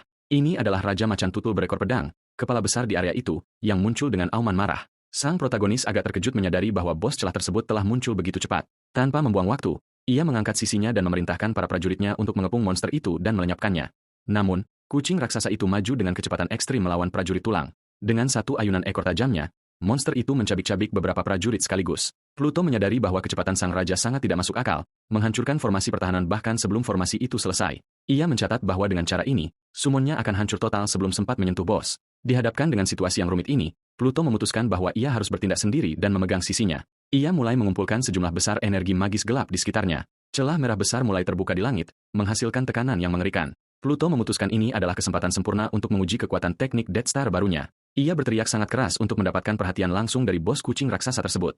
Monster itu segera mengalihkan kepalanya ke arah Pluto. Dengan tatapan penuh amarah, makhluk itu mengeluarkan auman menggelegar saat energi gelap mulai menyelimutinya sepenuhnya. Pluto tersenyum percaya diri ketika melihat bos tersebut jatuh tepat ke perangkapnya. Death Gaze diaktifkan di langit dan menyalurkan seluruh kekuatan mengerikannya langsung ke target. Saat melakukan kontak mata dengan mata merah yang sangat besar, Raja Macan Tutul memasuki keadaan teror dan mulai gemetar. Pluto menganalisis bahwa level monster itu lebih rendah darinya, yang seharusnya menjamin sekitar 5 detik lumpuhan. Dia memutuskan untuk memanggil kerangka-kerangka peledaknya dan bersiap menggunakan teknik itu lagi begitu efeknya mereda. Beberapa prajurit tulang yang membawa tonggal mesiu peledak muncul di sekitar sang protagonis. Dengan isyarat penuh percaya diri dan tatapan tajam, Pluto memerintahkan para summonnya untuk maju menghadapi lawan. Serangkaian ledakan destruktif menghantam bos feline tersebut secara telak, membuat monster itu dilalap api. Macan tutul besar tersebut meraung kesakitan di tengah api yang membara akibat tong mesiu yang meledak. Efek teror akhirnya mereda dan monster itu mencoba keluar dari kobaran api dengan melompat putus asa, namun Pluto kembali mengaktifkan penghapusan batasannya untuk merapal tatapan maut sekali lagi. Ledakan baru yang dahsyat terjadi di sekitar Raja Leopard saat kekuatan kegelapan menghantamnya mentah-mentah. Mata merah yang penuh warna muncul sekali lagi di langit, menghentikan gerakan bos musuh yang kini benar-benar terpojok oleh strategi kejam Pluto. Monster itu dikonsumsi oleh ledakan final yang masif seiring dengan tumbangnya sang bos. Pluto menerima 30.000 poin pengalaman dan merasa terkesan dengan hadiah dari Rift tersebut. Dia naik ke level 11 dan menyadari bahwa mustahil mendapatkan pengalaman sebanyak itu di Dungeon biasa lainnya. Dia teringat telah membuka penghapusan batasan baru begitu mencapai level 10 sebelum bosnya menginterupsi dirinya. Sistem menunjukkan bahwa kunci bentuk fisik telah dihapus, memungkinkannya beralih sementara ke wujud infernal. Dia terpesona saat mengetahui bahwa transformasi baru ini membuatnya benar-benar kebal terhadap segala jenis kerusakan. Pluto menyadari bahwa teknik barunya ini menguras mana dengan sangat cepat. Dia menyimpulkan bahwa dirinya perlu fokus mendapatkan lebih banyak poin MP. Tiba-tiba, dia melihat kilau keemasan kecil melayang di udara dan menatap tajam ke arah mereka. Semburan cahaya keemasan yang besar muncul dari tanah dan Pluto bertanya-tanya apakah dia baru saja berhasil mendapatkan item legendaris begitu cepat. Sementara itu di tempat lain, adegan berfokus pada fasad megah sebuah mansion bergaya arsitektur klasik. Di dalam, Adrien terlihat duduk di atas sofa merah sambil memegang segelas anggur dan menggerutu dengan marah tentang Pluto. Dia teringat tatapan gelap dan menakutkan dari sang protagonis itu dan bergidik penuh kebencian sambil bertanya-tanya apa. Ya ampun, arti hal tersebut. Adrien lari ketakutan, mengingat bahwa Pluto telah mempermalukannya di depan semua orang. Dia melampiaskan seluruh amarahnya dengan menghancurkan sebuah gelas dengan tangannya sendiri di dalam mansion mewahnya. Sang pelayan bertanya apakah tangannya baik-baik saja dan Adrien memerintahkan mereka untuk segera membersihkan semuanya karena seorang tamu akan segera tiba. Sambil membersihkan lantai, Adrien bersumpah dalam hati bahwa Pluto akan membayar mahal karena telah melintasi jalurnya. Pelayan tersebut kembali tidak lama kemudian, mengumumkan bahwa tamu misterius itu akhirnya telah tiba. Adrien berteriak, memerintahkan pelayan itu untuk segera pergi, dan pegawai tersebut meminta maaf seraya bergegas pergi. Dia memerintahkan agar tamu tersebut dipersilakan masuk dan seluruh staf harus meninggalkan mereka sendirian. Seorang pria misterius mengenakan jubah biru dengan pita terang di punggungnya memasuki ruangan dengan penuh wibawa. Di lorong, para pelayan berbisik-bisik ketakutan, bertanya-tanya siapa pria yang tampak begitu berbahaya itu. Kepala pelayan senior mengatakan bahwa menyebutnya berbahaya masih terlalu meremehkan tingkat bahaya sebenarnya yang dia miliki. Dia mengungkapkan bahwa pria tersebut telah menyelesaikan 30 kontrak pembunuhan dan dapat menghabisi target dari jarak bermil-mil. Cedric adalah seorang marksman peringkat A level 18 yang memperingatkan bahwa dia mengenakan tarif ganda jika targetnya adalah wanita atau anak-anak. Adrian tertawa lega mengatakan bahwa targetnya adalah seorang pria dan sang pembunuh bayaran membalas bahwa hal itu tidak seru. Cedric duduk dengan santai di sofa dan bertanya langsung apakah targetnya adalah seorang profesional. Adrian sangat terkejut dan tergagap saat bertanya bagaimana sang pembunuh bisa menebaknya. Cedric merespons dengan senyuman sinis, mengatakan hal itu sudah jelas karena Adrian sendiri juga seorang petarung profesional. Adrian mengatakan bahwa jika seorang lawan peringkat A butuh bantuan untuk melenyapkan musuh, musuh itu pastinya adalah lawan peringkat S. Dia menegang dan mengungkapkan sambil bercucuran keringat bahwa kelas asli anak laki-laki itu sebenarnya hanyalah seorang necromancer. Cedric bertanya apakah itu benar-benar kelas sampah yang butuh waktu setengah jam hanya untuk memanggil satu kerangka saja. Adrian mengonfirmasi dengan canggung saat sang pembunuh mulai terkekeh sarkastis mendengar jawaban tersebut. Tawanya semakin lama semakin keras, membuat Adrian merasa sangat tidak nyaman dengan situasi itu. Dia menganggapnya lucu bagaimana seorang peringkat A menyewa pembunuh profesional setelah dikalahkan oleh seorang necromancer peringkat C. Adrian mencoba membenarkan diri dengan berteriak bahwa anak itu naik level terlalu cepat dan menjadi yang pertama dalam ujian rekrutan baru. Cedric langsung berhenti tertawa begitu mendengar tentang Guild Naga Biru dan mengakui bahwa hal itu membuat segalanya menjadi rumit. Adrian menelan ludah dengan gugup menyadari situasinya telah berubah serius dan bertanya apa maksudnya. Sang pembunuh bayaran hanya menyeringai lebar dan berteriak bahwa harga jasanya kini naik drastis. Adrian menghela napas lega dan memintanya untuk tidak khawatir karena uang bukan masalah baginya. Sang pembunuh merasa puas dan hanya meminta foto beserta informasi dasar untuk membantunya menemukan target. Dia memamerkan senyuman mengerikan sambil berjanji dengan kejam untuk mengakhiri hidup bocah itu tanpa ampun. Adrian memastikan bahwa dia bisa memberikan detail yang jauh lebih banyak daripada sekadar informasi dasar. Karena dia adalah teman sekelas dan tahu di mana anak itu tinggal, sang pembunuh berkata hal itu membuat semuanya menjadi lebih mudah. Namun Adrian memperingatkannya agar tidak gagal atau Guild Naga Biru akan mengetahuinya. Cedric berbalik dengan tatapan menakutkan dan aura gelap, bertanya apakah anak itu benar-benar meragukannya. Adrian benar-benar panik dan tergagap, mengatakan itu hanyalah pengingat ramah agar dia tidak marah. Sang penembak pergi sambil menggerutu bahwa dia tidak butuh saran dari seorang pecundang yang bahkan tidak bisa mengatasi peringkat C. Adrian merasa geram karena dipandang rendah lagi dan mengutuk sang pembunuh yang arogan itu. Dia menjatuhkan diri kembali ke sofa mewah, mencoba menenangkan diri sambil berpikir bahwa semua ini tidak lagi penting. Dengan ekspresi yang benar-benar gila, dia berbisik bahwa dia tidak peduli bagaimana caranya, asalkan Pluto berakhir mati. Dia berteriak penuh amarah memanggil Pluto saat celah berwarna ungu gelap mulai terbuka di sebuah kamar siswa yang kosong. Layar sistem menampilkan atribut belati legendaris bernama Ford Cutter. Dengan kelincahan yang sangat tinggi, Pluto memeriksa item tersebut dan menyadari benda itu tidak berguna bagi seorang mage, namun memutuskan untuk menyimpan belati legendaris tersebut untuk dijual nanti. Dia berterima kasih dalam hati kepada tetua Crowley atas kunci Rift yang memberikannya kemampuan hebat serta 2 level baru. Pemuda itu memutuskan sudah waktunya untuk pulang dan beristirahat karena dia memiliki pertemuan yang sangat penting.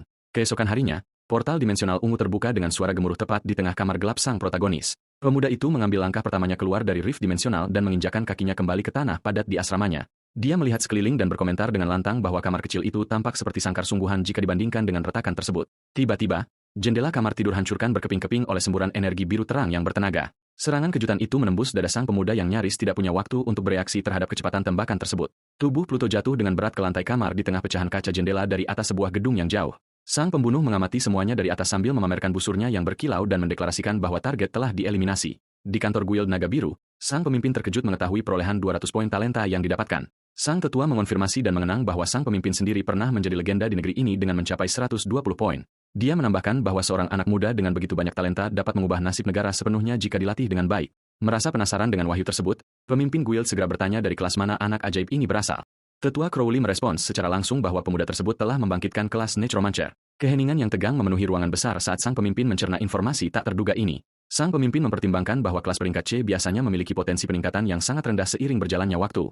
Namun Crowley menginterupsi dengan mengatakan bahwa itulah inti utamanya karena anak laki-laki itu mendobrak batasan. Sang pemimpin mendengarkan dengan penuh perhatian. Tatapannya tajam dan serius saat wahyu yang luar biasa itu terungkap. Crowley dengan antusias mengungkapkan bahwa anak tersebut telah mencapai kemampuan untuk memanggil tanpa batasan. Prajurit itu terkejut menyadari bahwa anak itu bisa memegangi pasukan mayat hidup seorang diri selama dia memiliki mana. Ketika ditanya tentang kemungkinan adanya item langka, sang tetua memastikan bahwa pemuda itu hanya menggunakan tongkat biasa. Merasa sangat terkesan dengan anak ajaib tersebut, pria itu dengan tegas menyatakan bahwa dia harus segera menemuinya tanpa membuang waktu lagi. Dia dengan tidak sabar bertanya di mana anak itu berada saat ini. Crowley menjawab bahwa dia memberinya kunci berkah khusus dan anak itu pasti sedang berada di dalam Rift sekarang. Sang pemimpin merasa khawatir dengan kurangnya kontak, namun sang tetua meyakinkannya dengan mengatakan bahwa dia mengirim pemuda itu bersama dukungan. Dia menambahkan bahwa dengan kekuatan summon yang luar biasa, penyembuh dasar manapun sudah cukup untuk melindunginya. Sang pemimpin merenung dalam diam bahwa pemuda tak terkendali ini mungkin adalah penyelamatan terbesar negara dalam perang yang akan datang. Sementara itu di asrama Pluto, proyektil biru membelah udara dengan kecepatan mengesankan di tengah kegelapan. Tembakan tersebut menghancurkan kaca jendela dan memasuki ruangan yang sunyi, menghasilkan suara memekakan telinga dari pecahan kaca. Panah energi tersebut menghantam dada sang protagonis dari belakang dengan presisi bedah dan keakuratan yang menghancurkan dari atas sebuah gedung. Cedric merayakan keberhasilannya melumpuhkan target, tetapi Lyman belum berhasil mendapatkan kunci ke slot miliknya. Ia menyeringai kejam dan menyeramkan sambil bersiap menikmati sisa pertunjukan dari kejauhan. Ia menunggu dengan cemas reaksi putus asa dari rekan-rekan setimnya saat mereka menemukan mayat tersebut.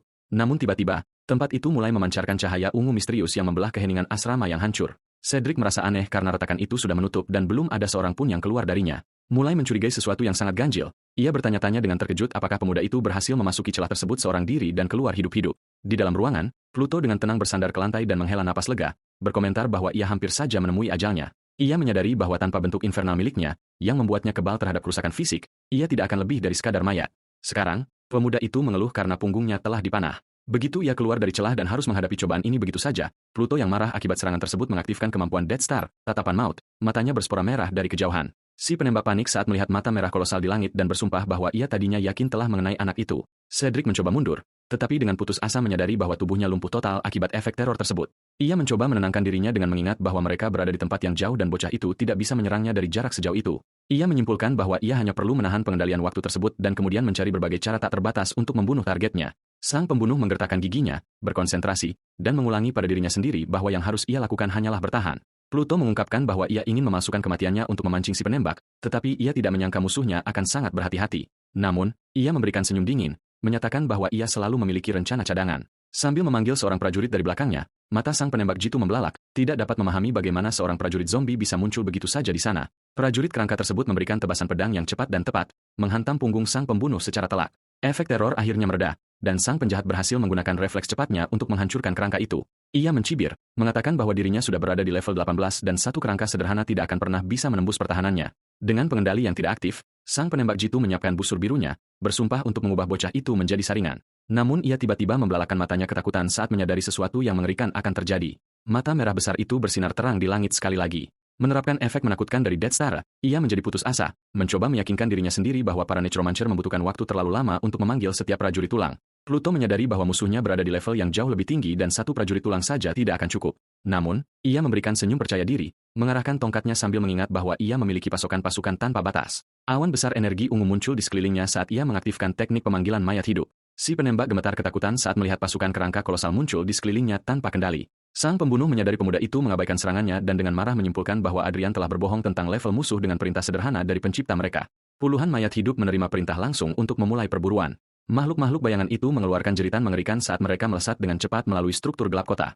Mereka mulai memanjat dinding bangunan dengan kecepatan luar biasa dan cakar tajam di tangan bertulang mereka. Suara cakar yang menghancurkan kaca bergema di fasad bangunan. Saat makhluk-makhluk itu memanjat tanpa henti, Cedric mencoba mundur melintasi atap, tetapi terkejut mendapati puluhan pejalan telah mengepung seluruh jalur pelariannya. Salah satu prajurit tulang melompat secara agresif ke arah si penembak. Sambil mengacungkan kapak tajam di udara, Pluto mendongak ke puncak gedung yang sangat tinggi dan menyayangkan sedikit bahwa kelas necromancer miliknya belum memiliki kekuatan untuk terbang.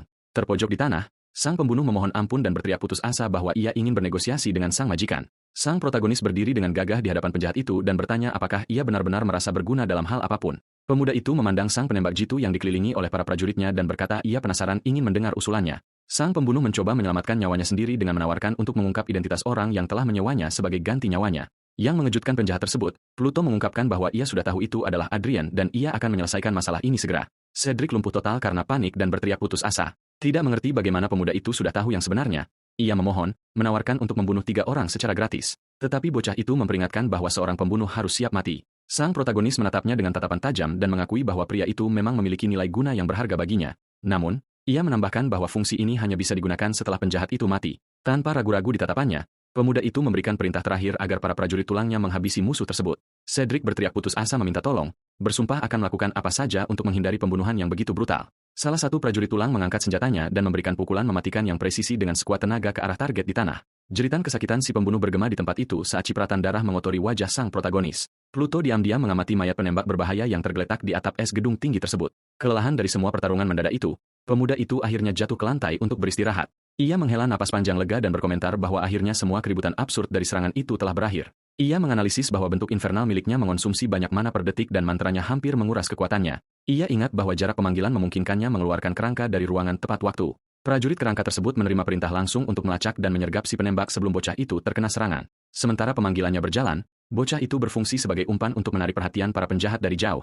Ia bersandar pada tongkatnya, merasakan sensasi kelelahan luar biasa yang disebabkan oleh total ketiadaan mana.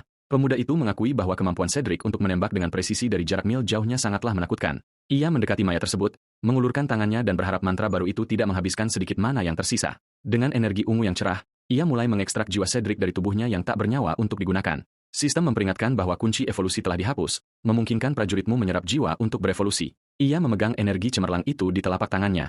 Mengetahui bahwa ini adalah jiwa dari penembak jitu profesional, pemuda itu mengarahkan jiwa tersebut ke salah satu prajurit tulangnya untuk memulai proses evolusi. Badai kekerasan dari energi ungu gelap menelan prajurit tersebut. Saat proses evolusi diaktifkan, angin bertiup kencang di sekitar dengan kobaran api kegelapan yang membentuk wujud fisik baru dari pemanggilan tersebut. Cahaya ungu mulai perlahan mereda, menampakkan siluet mengesankan dari prajurit yang telah dimodifikasi itu. Sistem memperingatkan bahwa evolusi telah selesai dan menampilkan penembak jitu peringkat No Sharp Shooter level 11 dengan berbagai keahlian. Panggilan baru tersebut memiliki kekuatan untuk melihat dari jarak mil dan menciptakan panah magis berdaya rusak tinggi. Bocah itu tersenyum puas, menyadari bahwa level pemanggilan akan meningkat bersamanya mulai sekarang. Tiba-tiba, peringatan merah muncul yang menunjukkan bahwa evolusi yang tidak lengkap membuat penggunaannya tidak mungkin dilakukan dalam pertempuran. Pluto sedikit terkejut dengan peringatan sistem yang tak terduga itu dan bertanya-tanya apa yang mungkin kurang. Ia meletakkan tangannya di dagu dan mulai menganalisis semua kemungkinan untuk mencoba memecahkan teka-teki tersebut. Tiba-tiba, ide cemerlang melintas di benaknya saat ia melihat benda-benda jatuh di sekitar penembak yang tewas itu. Bocah itu melihat ke arah busur biru milik Cedric dan menyadari bahwa senjata yang tepat mungkin menjadi kunci segalanya. Sesampainya mengambil busur kelangkaan epik tersebut, ia menemukan bahwa senjata itu memberikan bonus mana yang besar kepada penggunanya. Meskipun ia menganggap efeknya sederhana, Pluto menyunggingkan senyum kecil ketika melihat busur itu pas dengan sempurna. Pemuda itu mengulurkan lengannya dan menyerahkan busur tersebut kepada prajurit tulang yang baru untuk melihat apakah teorinya berhasil. Kerangka itu memegang busur dan mengeluarkan raungan monster saat sistem mengonfirmasi bahwa evolusi telah selesai. Pluto memahami bahwa rahasianya memang terletak pada senjatanya dan menyimpulkan bahwa tanpa peralatan tidak ada pertempuran bagi para pemanggilannya. Ia meminta penembak itu untuk menggunakan busur biru tersebut untuk saat ini, berjanji untuk memberikan perlengkapan yang lebih baik di masa depan. Prajurit tulang itu menerima perintah dengan setia dan berkata dengan suara yang mengerikan bahwa ia akan melakukan apapun yang diperintahkan oleh tuannya. Pemuda itu sangat terkejut ketika ia tiba-tiba menyadari bahwa para prajuritnya yang telah berevolusi sekarang memiliki kemampuan untuk berbicara.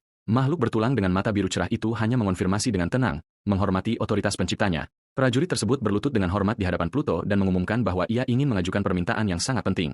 Makhluk itu dengan hormat memohon sambil berlutut agar protagonis memberikannya nama yang layak mulai saat ini. Bocah itu berpikir sejenak mengenai permintaan tidak biasa untuk menamai salah satu mayat hidup panggilannya.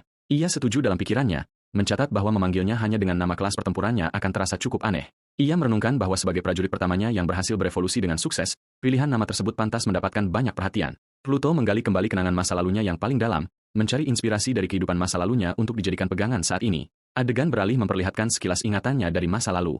Menampilkan lanskap perkotaan yang hancur, seorang penembak jitu militer yang sangat mahir tampak dengan tenang mengisi ulang senapan sniper miliknya yang kuat. Pluto muda tampak jauh lebih muda dan bertanya apakah senapan itu benar-benar mampu melenyapkan sang komandan musuh. Salah satu prajurit berpengalaman dari mantan gildanya memperingatkannya, bertanya apakah rekrutan tersebut tahu siapa orang itu. Prajurit itu mengungkapkan bahwa pria tersebut adalah legenda hidup yang mampu melenyapkan target dari jarak jauh dan musuh-musuhnya menjulukinya sebagai The Distant Reaper, pencabut nyawa jarak jauh, yang secara diam-diam dan mematikan menghabisi target tanpa memberi mereka kesempatan untuk membela diri. Bidik teleskopik sang penembak jitu berfokus pada komandan musuh di tengah halaman yang dikelilingi oleh para pengawalnya. Pemimpin musuh berteriak dengan kejam, memerintahkan anak buahnya untuk melenyapkan semua orang dan tidak menunjukkan belas kasihan kepada siapapun. Namun, jari sang penembak jitu dengan tenang menarik pelatuknya tanpa bergetar sedikitpun di hadapan target. Deru yang menggelegar bergema di kota yang hancur itu pada saat yang tepat ketika proyektif mau tersebut ditembakkan. Peluru melaju dengan kecepatan tinggi, membelah angin dan melesat lurus ke arah wajah sang komandan yang ketakutan. Proyektil itu dengan bersih menembus kepala pemimpin musuh, menghasilkan ledakan darah yang masif di halaman tersebut. Para anak buahnya diliputi kepanikan total, berteriak agar semua orang tiarap dan mencari perlindungan cepat. Pemuda itu merasa sangat kagum dengan tembakan mustahil yang dilakukan dari jarak kilometer jauhnya oleh prajurit legendaris tersebut. Dia sangat mengagumi teknik sempurna dari prajurit gigih yang tidak pernah meleset satu tembakan pun itu. Anak laki-laki itu mendekatinya dengan antusias, menanyakan namanya dan meminta agar dia mengajari teknik menembak. Pria berhodiah hitam itu memberikan senyuman kecil ke samping dan mengungkapkan bahwa nama sandi tempurnya adalah Archer. Kembali ke masa kini, sang protagonis keluar dari lamunannya dengan ide sempurna yang bersinar di benaknya. Pluto mengulurkan tangannya ke arah makhluk itu dan menyatakan dengan tegas bahwa mulai saat itu dia akan dipanggil Archer. Prajurit kerangka itu dengan bangga menerima nama panggilan barunya dan catatan sistemnya berhasil diperbarui setelahnya. Pemuda itu memerintahkan Archer untuk kembali ke ruang pemanggilannya dan prajurit itu larut menjadi kabut ungu. Panel sistem mengonfirmasi bahwa sang protagonis kini memiliki 1 dari 5 slot prajurit yang berevolusi Trisi. Dia menyadari bahwa batasannya sangat ketat dan menyimpulkan bahwa setiap perkembangan di masa depan harus direncanakan dengan sangat matang. Pluto sangat lega karena dia tidak menyanyiakan skill langka ini pada monster lemah atau biasa yang dia temui sebelumnya. Tiba-tiba, sebuah lingkaran sihir hijau terang muncul di lantai atap, sedikit mengejutkan pemuda yang kelelahan itu. Dia melihat kilau teleportasi dan teringat pada mantra yang sama yang digunakan dalam ujian mahasiswa baru akademi. Tetua Crowley muncul dari portal, mengungkapkan bahwa ketua gilda sangat mengkhawatirkan keselamatan anak laki-laki itu. Mata pria parubaya itu melebar saat dia melihat sekeliling tempat itu dan melihat jejak kehancuran serta darah di tanah. Dia bertanya dengan ketakutan apa yang terjadi di sana di hadapan semua prajurit kerangka yang berdiri bersama pemuda tersebut. Keheningan malam kembali turun menyelimuti kota saat keduanya berbincang di atas gedung yang tinggi dan dingin itu. Sang tetua mencoba memahami cerita dengan menanyakan apakah pemuda itu disergap. Segera setelah keluar dari celah khusus itu, Pluto berkeringat gugup, menyadari bahwa jika dia terlambat 1 detik saja untuk menarik kembali Archer, rahasianya akan terbongkar. Ketika sang tetua bertanya di mana tim yang direkomendasikan, pemuda itu tergagap, tidak tahu harus berkata apa. Crowley menatapnya dengan serius dan tajam. Langsung menyadari kebohongan dalam perilaku sang protagonis, dia mendesah tidak sabar dan menyimpulkan bahwa anak laki-laki itu mengabaikan peringatan bahaya dan memutuskan untuk memasuki celah itu sendirian. Orang tua itu memberikan ceramah dengan mengatakan bahwa kematiannya akan menjadi kerugian yang sangat besar. Namun pemuda itu membalas bahwa dia tidak akan pernah mati. Crowley memperhatikan kesombongan anak laki-laki itu dan teringat persis betapa impulsifnya ketua gilda di masa mudanya. Pemuda itu mencoba mengalihkan pembicaraan dengan menanyakan mengapa kunjungan mendesak seperti itu terjadi di tengah malam. Pria itu mengungkapkan bahwa sang ketua menganggap situasi tersebut kritis dan memerintahkan agar dia segera dikawal ke markas besar. Sang tetua memberitahu mereka bahwa ketua sudah menunggu dan mengatakan mereka harus segera pergi. Crowley meyakinkan bahwa sektor intelijen gilda akan mengurus pembersihan tempat kejadian dan mengambil berkas si penembak. Pemuda itu menjadi penasaran tentang sarana transportasi dan bertanya kepada sang tetua apakah mereka tidak menggunakan portal sihir. Dia menjelaskan bahwa dia bukan dari kelas luar angkasa yang mencegahnya membuat susunan teleportasi sesuka hati. Sang tetua menjelaskan bahwa portal sebelumnya dibangun oleh para profesional, dan dia hanya memiliki akses untuk mengaktifkannya. Dia mengungkapkan bahwa kali ini dia mengukir mantra transportasi sekali pakai langsung ke pakaian yang dia berikan kepada anak laki-laki itu untuk dipakai. Pluto sangat terkejut mengetahui bahwa dia membawa lingkaran sihir teleportasi di pakaiannya sendiri. Crowley menyuruhnya tenang karena tanda itu hanya untuk penggunaan tunggal dan telah sepenuhnya menghilang dari punggungnya sekarang. Segel berbentuk bintang ungu cerah di punggung pemuda itu memudar sepenuhnya, larut menjadi debu mana. Raungan mesin mewah memecah keheningan dan sebuah limosin hitam mewah parkir tepat di depan mereka berdua. Dua karyawan gilda yang mengenakan pakaian olahraga hijau keluar dari kendaraan dan membungkuk kepada sang tetua. Pria itu dengan dingin memerintahkan mereka untuk membersihkan mayat pembunuh di atap dan membawakan berkasnya secepat mungkin. Mereka menerima perintah untuk berdiri tegak sementara Pluto memperhatikan dari pakaian mereka bahwa mereka adalah personel pendukung non-tempur. Crowley mendesak pemuda itu untuk masuk ke dalam mobil dengan cepat agar tidak membuat ketua gilda menunggu. Kendaraan mewah itu melaju kencang di jalan gelap sementara para karyawan tertinggal untuk memulai pembersihan. Salah satu karyawan berkomentar dengan iri bahwa wakil ketua mengawal siswa itu langsung ke kantor kepemimpinan utama. Yang lain mengungkapkan bahwa dia diam-diam menggunakan keterampilannya untuk melacak kelas pemuda misterius itu. Dia mengejutkan rekannya, yang mengira dia adalah peringkat S, dengan mengungkapkan bahwa kelasnya sebenarnya adalah seorang necromancer peringkat C. Pria itu berteriak tidak percaya, mengatakan bahwa ini tidak mungkin karena gilda memerlukan setidaknya peringkat B untuk posisi dasar. Dia berasumsi dengan ketakutan bahwa anak laki-laki itu mendeteksi pelacakannya secara instan dan memasukkan data untuk menyembunyikan levelnya. Rekannya mengatakan itu tidak mungkin karena bahkan veteran peringkat S berpengalaman pun tidak tahu ketika mereka sedang dipindai. Dia menelan ludah dengan susah payah, menyimpulkan bahwa jika pemuda itu benar-benar memasukkan data di tempat, dia pasti sangat menakutkan. Di dalam kendaraan mewah, sang protagonis merenung saat menyadari bahwa dia akan segera menghadapi pemimpin gilda terkuat. Sang tetua menyuruhnya untuk berkonsentrasi dan menjaga pikirannya tetap tenang karena mereka akhirnya mencapai tujuan akhir mereka.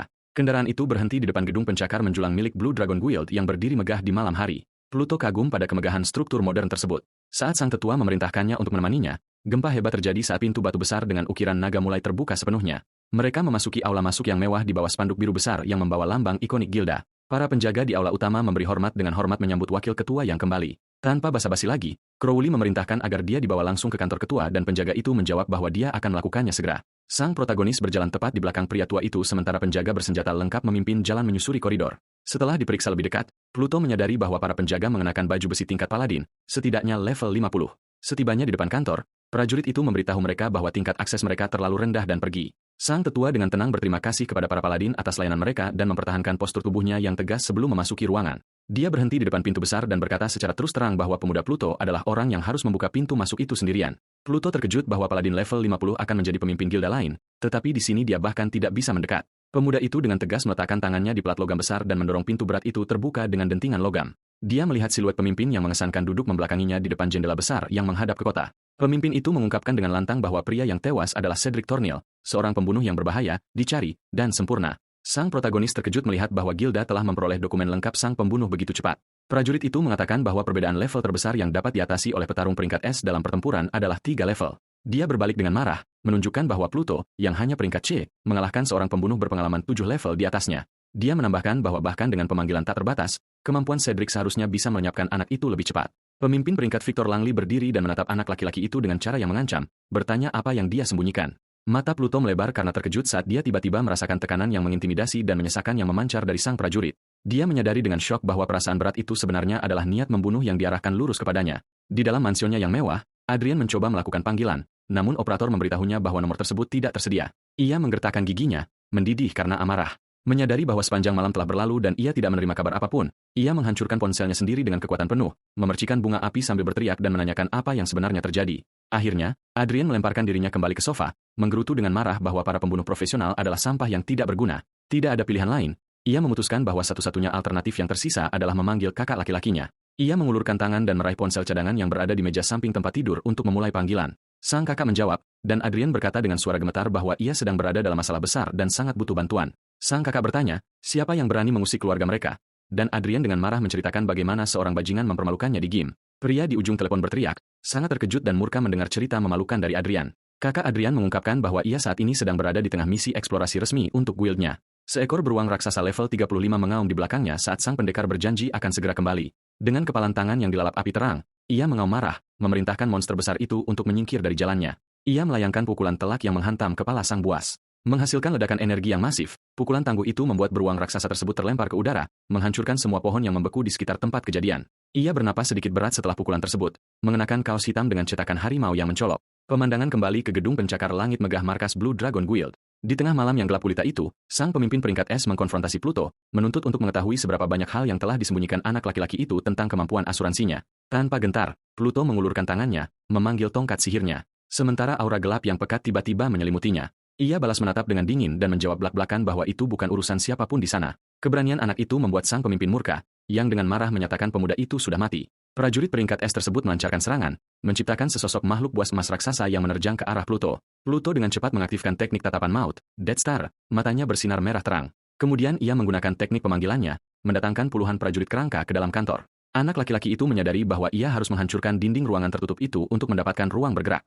Dalam pertarungan, ia memperhitungkan bahwa tatapan maut dan prajurit tulangnya harusnya bisa memberinya waktu reaksi. Namun, sang pemimpin maju dengan kecepatan tinggi, menghancurkan pasukan summon dasar yang mencoba menghentikannya. Ia bergerak dengan tatapan tanpa ampun dan tampaknya tidak terpengaruh oleh api gelap sang protagonis. Pria itu mengejek teknik-teknik tersebut dan sistem menunjukkan bahwa efek teror tersebut berlangsung kurang dari 1 detik. Pluto sangat terkejut menyadari bahwa tatapan mautnya tidak membuat musuh ragu sedetik pun. Ia merasakan perbedaan kekuatan yang sangat besar dan berharap para prajurit tulangnya dapat menunda gerakan mereka. Namun, para pasukan summon hancur dalam hitungan detik di bawah kekuatan fisik luar biasa dari sang legenda peringkat es.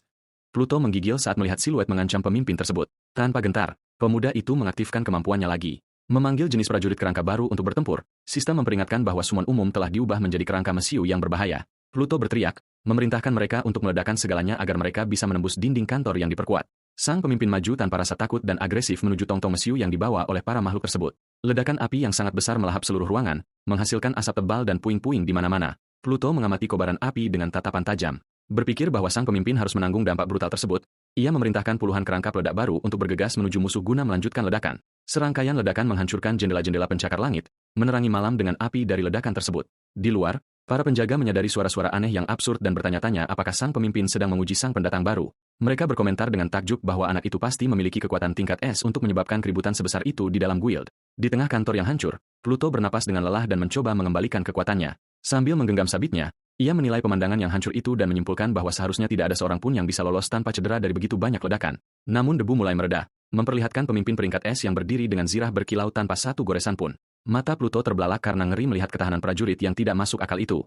Anak laki-laki itu menggigil berkeringat saat ia mengkonfirmasi bahwa musuh mampu bertahan dari terjangan api tersebut tanpa menerima kerusakan apapun. Pria itu menepis debu dari baju besi logamnya dengan jijik. Sambil tertawa ironis pada sang protagonis, Pluto mengatupkan giginya karena jengkel dan memutuskan bahwa jika puluhan prajurit saja tidak cukup, ia akan membawa ratusan ke dalam ruangan. Ia menyalurkan sisa sihirnya dan bersiap memanggil pasukan kerangka dalam jumlah besar untuk bertempur. Namun dengan kecepatan yang tidak masuk akal, sebuah tangan raksasa mengulur dari tengah reruntuhan dan menghantamnya. Sang pemimpin mencengkeram leher Pluto, mengangkatnya ke udara sementara anak itu tersedak. Tidak dapat bernapas di bawah cengkeraman yang erat dengan tatapan yang menakutkan, prajurit peringkat es yang kuat itu berteriak, menuntut agar ia menceritakan seluruh kebenaran secara langsung. Pluto menggertakkan giginya karena marah dan menolak penderitaan itu. Menolak menyerah pada tekanan interogasi tersebut, Pluto memberikan senyuman sarkastik dan mengacungkan jari tengahnya kepada pemimpin peringkat es itu, menunjukkan bahwa ia sama sekali tidak takut padanya. Terkejut dengan keberanian anak itu, sang pemimpin tiba-tiba melepaskannya, menyebabkan anak itu mendarat dengan kedua kakinya di atas lantai. Pluto mulai batuk-batuk dengan keras, mencoba mengatur napasnya sambil memijit lehernya yang sakit, yang membuat sang anak terkejut.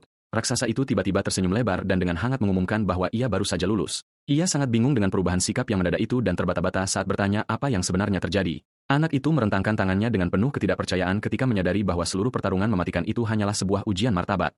Crowley menjelaskan bahwa ia meminta sang pemimpin untuk bertarung secara sungguh-sungguh karena keputusasaan yang sejati mengungkapkan kekuatan sejati seorang prajurit. Pluto menggerutu dengan nada meremehkan, berkomentar bahwa ia tidak menyangka permainan kotor seperti itu datang dari seorang lelaki tua berpenampilan ramah. Sang presiden membela sang tetua, mengatakan bahwa menginvestasikan sumber daya pada seseorang yang hancur di bawah tekanan akan menjadi buang-buang waktu saja. Ia memuji Pluto, menyatakan bahwa ia terkesan dengan pemanggilan tak terbatasnya dan semangatnya yang kuat serta tidak mudah patah. Sang raksasa mengulurkan tangan logamnya dengan ramah dan secara resmi memperkenalkan dirinya sebagai Victor Langley, pemimpin guild. Anak laki-laki itu menatap tangan yang terulur selama beberapa saat dengan tatapan penuh pertimbangan sebelum akhirnya membuat keputusan.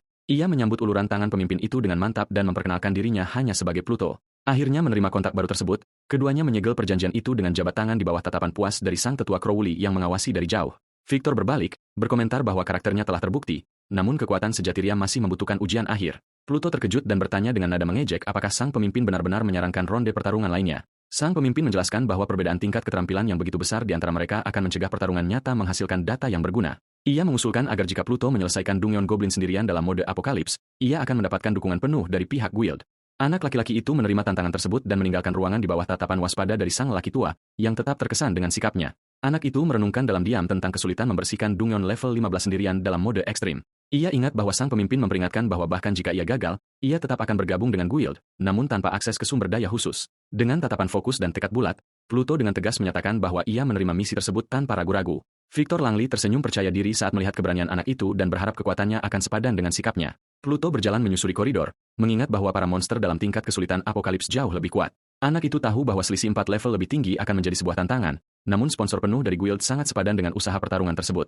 Di dalam kantor, Crowley berkomentar dengan cemas kepada sang pemimpin peringkat S bahwa kondisi ujian tersebut tampak terlalu berat. Ia mengingatkan bahwa sang pemimpin sendiri pada level 12 hampir mati bahkan ketika didampingi oleh sekelompok 4 petarung. Victor menjawab bahwa jika pemuda itu sekadar setara dengan dirinya atau sedikit lebih baik, menginvestasikan dana guild tidak akan masuk akal. Ia menutup pembicaraannya dengan serius menyatakan bahwa prajurit yang akan mereka dukung dengan seluruh kekuatan kelompok haruslah seseorang yang istimewa, yang terhebat dari semua profesional di era ini. Saat Pluto akhirnya tiba di depan pintu masuk Dungeon Goblin, pemuda itu mengungkapkan bahwa ia telah beristirahat sebelum datang dan mananya telah pulih sepenuhnya serta berada dalam kondisi yang sangat prima. Tanpa tanda-tanda ketakutan, ia memilih mode Apokalips dan dengan percaya diri melangkah maju menuju portal Dungeon. Portal merah tersebut memancarkan listrik sihir yang intens. Saat masuknya sang anak ke dalam rift terkonfirmasi, kilatan cahaya kemerahan melahap pemandangan tersebut, membawa sang protagonis langsung ke dalam retakan gelap itu. Para penjaga di fasilitas tersebut terkejut dan berkomentar di antara mereka sendiri bahwa memasuki Dungeon itu sendirian tanpa rang A adalah tindakan bunuh diri yang mutlak. Penjaga lainnya menimpali dengan kaget bahwa anak itu memilih tingkat kesulitan Apokalips dan rekannya mengejek dengan mengatakan bahwa ia pasti sudah delusi di dalam Dungeon. Pluto mulai menuruni koridor-koridor yang lembab dan mengingat kembali bagaimana buku-buku menggambarkan para goblin. Buku-buku tersebut mengatakan bahwa makhluk-makhluk hijau itu dikenal sangat kejam dan brutal dalam serangan mereka. Suara langkah kaki cepat menggema di antara bebatuan yang lembab, menampakkan para goblin pertama yang dilengkapi dengan baju zirah. Mereka mengeluarkan tawa jahat, mengayohkan pentungan kayu dengan paku-paku tajam serta tongkat. Siap untuk bertarung, Pluto menghunus tongkat gelapnya dan dengan cepat memperkirakan bahwa ada sekitar 100 goblin yang menunggunya di dalam Dungeon tersebut. Namun, ia tersenyum tipis dan dengan tenang menyatakan bahwa pasukan tulangnya berjumlah jauh lebih banyak. Sang protagonis mengangkat tongkatnya dan memerintahkan pasukannya untuk maju tanpa ampun guna menginjak-injak para monster di dalam gua tersebut. Pembantaian yang keji pun dimulai dan notifikasi sistem memperlihatkan para monster yang disingkirkan dengan cepat. Ia memperhatikan jumlah pengalaman yang diperoleh dari setiap pembunuhan dan terkejut melihat pengganda yang luar biasa besar dalam mode tersebut. Ia menganalisis catatan sistemnya dan menyadari bahwa ia telah mencapai 33% kemajuan menuju level 12. Ia melihat sekeliling mengamati tubuh-tubuh tak bernyawa di atas tanah dan menyadari bahwa area pintu masuk telah sepenuhnya dibersihkan. Dengan hancurnya garnisun awal, pemuda tersebut memerintahkan pasukannya untuk maju lebih dalam ke dalam gua. Sang anak muda meratapi bahwa batasan pemanggilan memaksanya untuk berjalan kaki. Jika tidak, ia pasti hanya akan menonton pertarungan dari jauh. Akhirnya, ia mengeluarkan sedikit tawa kecil dan bertanya-tanya apakah ia tidak sedang meminta jalan yang terlalu mudah untuk perjalanannya. Pluto berlari melewati pemandangan tersebut, menyadari bahwa prajuritnya telah maju lebih dulu dan memutuskan untuk mengikuti mereka dengan cepat. Salah satu prajurit kerangkanya mendaratkan pukulan telak dan melenyapkan seorang goblin elit, menghasilkan lebih banyak pengalaman. Sang protagonis berjalan dengan tenang, menyadari bahwa ia telah menemui sangat sedikit musuh di sepanjang jalan sejauh ini. Namun, ia curiga betapa mudahnya tantangan tersebut, mengetahui bahwa sang ketua guild tidak akan pernah memberikan ujian yang begitu sederhana. Tiba-tiba, sebuah ledakan hebat mengguncang seluruh gua, menyebabkan debu dan batu berjatuhan dari langit-langit yang gelap. Gempa susulan terus berlanjut dengan intens, meretakkan struktur batuan dan menakuti beberapa makhluk di area tersebut. Pluto berhenti berjalan ketika ia merasakan getaran kuat di tanah dan menyimpulkan bahwa sesuatu yang sangat besar dan sangat kuat sedang datang. Ia mengangkat tongkatnya dan memerintahkan prajurit kerangkanya untuk maju menuju kegelapan tempat asal suara tersebut. Namun, anak laki-laki itu sangat terkejut saat melihat prajurit tulangnya dilempar dan dihancurkan di atas tanah. Pluto terkesan oleh kekuatan musuh yang luar biasa karena ia belum pernah melihat makhluk panggilannya dihancurkan seperti ini sebelumnya. Ia memfokuskan pandangannya ke arah debu dan dengan tegas menyimpulkan bahwa bos besar dari Dungeon tersebut telah muncul. Langkah kaki yang berat dan menggelegar terus memecah lantai gua saat monster menakutkan itu maju dengan garang. Pemuda tersebut memberikan senyuman sinis yang dingin, memuji kemunculan musuh barunya yang penuh kemenangan dan mengintimidasi. Kepala goblin kolosal muncul, menghancurkan bebatuan dan memegang senjata raksasa yang dipenuhi duri baja. Ia menganalisis bahwa karena ukuran monster tersebut, kerangka mesiu akan sangat ideal, tetapi bos tersebut menyerang terlalu cepat. Pluto berteriak, memerintahkan para prajuritnya untuk menahan monster itu sementara ia bersiap melakukan konversi peledak pada yang lainnya. Puluhan kerangka maju secara bersamaan, melompat secara agresif ke arah leher goblin tersebut. Namun, musuh kolosal itu menggerakkan pentungan kayunya yang sangat besar dan dengan mudah mencabik-cabik semua prajurit tersebut. Saat monster itu melancarkan pukulan brutal lainnya, Pluto memanfaatkan kesempatan untuk mengaktifkan konversi kerangka peledak. Namun, mata merah sang bos raksasa berkilat dengan kebencian yang mendalam saat ia mengamati strategi tersebut dari dekat. Monster itu mengeluarkan raungan mengerikan dan mengayunkan pentungannya dengan kekerasan yang luar biasa, menghasilkan gelombang kejut yang kuat di udara. Pluto merasa sangat ketakutan ketika ia tiba-tiba menyadari bahwa bos raksasa tersebut telah mendeteksi posisi aslinya dalam pertempuran. Pentungan tersebut menghantam tanah berbatu dengan dampak yang menghancurkan, membuka kation besar yang penuh retakan tepat di sana. Ia membuka mulutnya yang aneh dan penuh gigi tajam serta mengeluarkan raungan amarah karena gagal menghantam anak laki-laki tersebut. Tetapi sistem memperingatkan bahwa sang protagonis menggunakan refleks cepatnya dan mengaktifkan wujud infernalnya tepat waktu. Dilindungi oleh asap, anak laki-laki tersebut menghela napas lega, berkomentar bahwa tanpa kemampuan ilahi ini, ia pasti sudah mati sekarang. Dengan senyuman dingin dan sinis, ia mengaktifkan tatapan mautnya dan dengan percaya diri menyatakan bahwa saatnya akhirnya telah tiba. Mata merah gelap terwujud di udara, memutar pupil vertikalnya ke arah target. Sang bos memasuki keadaan teror yang luar biasa saat kerangka-kerangka peledak memosisikan diri di bawah raksasa tersebut. Pluto menatapnya dengan tatapan jahat dan berbisik dingin bahwa saat ini ia tidak lebih dari sekadar daging untuk disembelih. Ia mengangkat sabit raksasanya sambil dengan sarkastik menyatakan bahwa ia akan memimpin tontonan yang destruktif itu. Ia memberikan senyuman licik dan memberikan perintah akhir untuk mengaktifkan semua tong mesiu. Ia mengumumkan pembantaian tersebut saat api mulai menjelat kayu tong-tong di bawah monster yang lumpuh itu. Rangkaian ledakan kekerasan yang masif melahap tubuh goblin raksasa tersebut, menghasilkan tirai api. Sang bos kolosal meraung kesakitan dalam keputusasaan di tengah ledakan terus-menerus yang menghancurkan baju besi besinya. Dengan ledakan monumental, monster itu jatuh tak bernyawa, dan sistem mengonfirmasi bahwa Pluto mendapatkan banyak pengalaman. Pemuda itu melihat ke arah abu dan berkomentar, terkejut melihat bahwa bos yang ditakuti itu dikalahkan dengan begitu mudah. Ia menyadari bahwa ia hanya mendapatkan 12.000 poin pengalaman yang membuatnya berada di separuh jalan menuju level 12. Anak laki-laki itu menyandarkan tongkatnya di bahunya dan mulai melihat sekeliling gua. Merasakan ada sesuatu yang salah, ia teringat bahwa semua kemenangannya sebelumnya menunjukkan peringatan cerah tentang penyelesaian celah tepat waktu.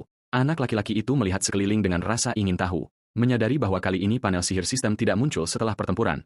Mata Pluto melebar keheranan saat ia menyimpulkan bahwa Dungeon apokaliptik ini memiliki beberapa bos tersembunyi. Ia ingat bahwa buku-buku sekolah menjelaskan bahwa Dungeon dengan bos ganda mengharuskan semuanya mati. Mengingat hal ini, ia bersiap bersama prajurit tulangnya untuk turun lebih dalam lagi ke dalam gua. Suara logam dari bilah pedang yang berbenturan bergema lagi saat para prajurit kerangka berkonfrontasi dengan para goblin. Pluto mengamati majunya pasukannya, dan hampir semua makhluk di area tersebut adalah prajurit elit. Tanpa mundur, ia memerintahkan pasukannya untuk sekadar menghancurkan semua pertahanan dari kepala monster gua tersebut. Secara langsung, ia memerintahkan pasukannya untuk maju.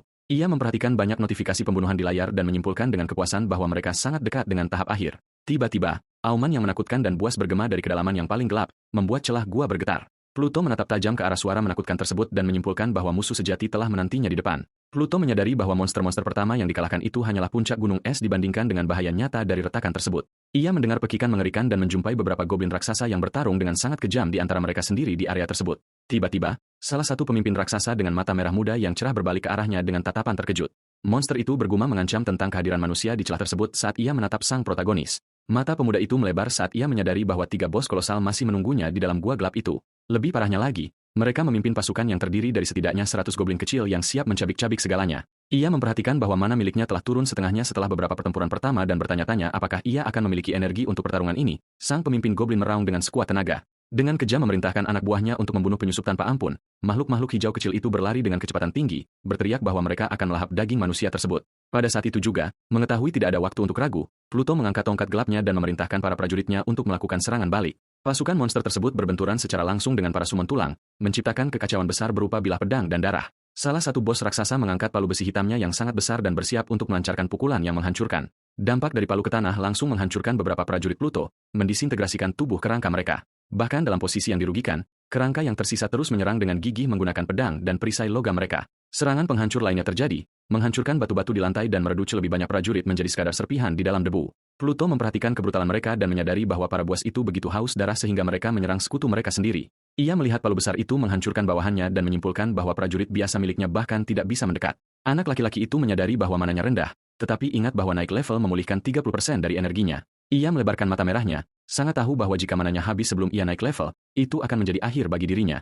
Menghadapi situasi yang menegangkan ini, ia memutuskan bahwa satu-satunya kesempatan kemenangan adalah mempertaruhkan segalanya pada kekuatan penuh. Ketiga monster bos berukuran besar itu mulai merasakan getaran gelap yang aneh dan kuat yang menyelimuti mereka secara mengejutkan. Pluto memberikan senyuman dingin dan mengumumkan bahwa saat yang tepat telah tiba untuk prajurit terbaiknya memasuki pertarungan. Pemanah penembak jitu kerangka yang kuat muncul dari berlututnya di tengah kabut gelap, busurnya yang berkilau di tangan. Anak laki-laki itu memerintahkannya untuk memfokuskan tembakannya sementara mananya dengan cepat terkuras oleh kemampuan tersebut. Pluto menunjuk ke arah bos di sebelah kiri, memerintahkan Archer untuk mulai dengan melenyapkannya dan memberikan efek ketakutan pada saat yang sama ia berteriak, memerintahkan konversi instan para prajuritnya menjadi kerangka mesiu. Ledakan dahsyat menghanguskan seluruh tubuh monster di sebelah kiri di tengah kobaran api dan kehancuran yang hebat. Urutan ledakan yang kejam berlanjut, menghantam kepala raksasa secara telak dan mencegahnya untuk bereaksi. Saat asap mulai menghilang, sistem mengonfirmasi bahwa bos pertama dari 3 bos telah dikalahkan, memberikan lebih banyak pengalaman. Pluto tersenyum gembira saat melihat bilah levelnya telah mencapai kemajuan 90,8%. Ia memerintahkan Archer untuk menyerang monster kedua, tetapi menyadari mantra tersebut menghabiskan sisa mananya yang sedikit. Hal terburuk terjadi ketika panel sistem memperingatkan bahwa poin mana protagonis telah turun ke angka 0. Ia merasakan hawa dingin di punggungnya dan menelan ludah dengan gugup saat menyadari situasi yang sangat berbahaya yang telah ia masuki. Tanpa sihir untuk membela diri, Pluto mendapati dirinya terpojok saat monster elit tersebut maju untuk menghancurkan nyawanya. Gada sang ketua menghantam ke arah kepala pemuda tak berdaya yang nyaris tidak bisa bereaksi. Pluto berteriak, dengan putus asa memanggil Archer, yang memposisikan dirinya, membidikkan busurnya dengan presisi. Prajurit itu menembakkan proyektil biru terang bertenaga yang membelah udara seperti sinar energi berkecepatan tinggi. Tembakan presisi tersebut dengan mudah menembus kepala monster raksasa itu, memercikan darah ke bebatuan. Tubuh besar bos kedua itu jatuh dengan berat ke tanah dan sistem mengonfirmasi kehancurannya, memberikan poin berkat poin-poin tersebut. Pluto naik ke level 12 pada saat yang sama gada itu menghancurkan tanah, membuka sebuah kawah. Dampak brutal tersebut menghancurkan segala sesuatu di sekitarnya, mengangkat tirai debu dan batu yang sangat besar di seluruh pemandangan.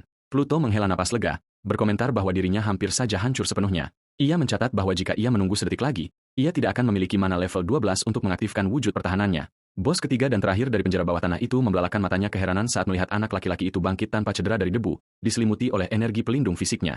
Sang protagonis dengan percaya diri merayakan bahwa hari ini adalah hari keberuntungannya. Ia menyunggingkan senyum licik saat melihat poin mananya telah pulih sebagian besar setelah naik level. Pluto berteriak, menyatakan bahwa sekarang gilirannya untuk menyerang dan memanggil tatapan maut yang mengerikan ke surga. Bos elit terakhir dari penjara bawah tanah itu menjadi sangat panik karena pikirannya lumpuh oleh kekuatan yang menakutkan. Dengan lawannya yang rentan dan tidak dapat bergerak, Pluto mengerahkan tongkatnya, memerintahkan Archer untuk menghabisi nyawanya. Archer menerima perintah tersebut dengan kesetiaan penuh dan bersiap untuk tembakan terakhir dengan busur sihir birunya. Tembakan presisi Archer menembus kepala goblin kolosal tersebut, yang jatuh dalam keadaan dikalahkan, menghasilkan pengalaman yang sangat banyak. Pluto terkesan melihat serangan bermuatan Archer benar-benar melampaui ekspektasi tempurnya. Pemuda itu menyadari bahwa para prajurit yang telah berevolusi jauh lebih kuat daripada bentuk asli mereka dan monster dengan level yang sama. Ia mencatat bahwa ia perlu memilih evolusi berikutnya dengan sangat hati-hati untuk menciptakan pasukan Undea terkuat. Panel sistem menunjukkan bahwa ia masih memiliki 4 slot yang tersedia untuk mengembangkan prajurit kerangka miliknya. Sementara itu, para goblin kecil yang selamat gemetar ketakutan di hadapan kehadiran Pluto yang mengintimidasi. Pluto merasa geli melihat monster-monster merasakan ketakutan, tetapi dengan dingin memperingatkan bahwa mereka hanya akan dijadikan bahan bakar level. Tanpa rasa kasihan, pemuda itu memerintahkan prajurit kerangkanya untuk maju dan menghabisi lawan mereka. Archer juga memposisikan dirinya, bersiap melancarkan ledakan energi sihir biru lainnya untuk membantu pembantaian tersebut. Namun, sang protagonis meletakkan tangannya di atas busur Archer dan memintanya untuk mundur dan menyerahkan pekerjaan itu kepada yang lain.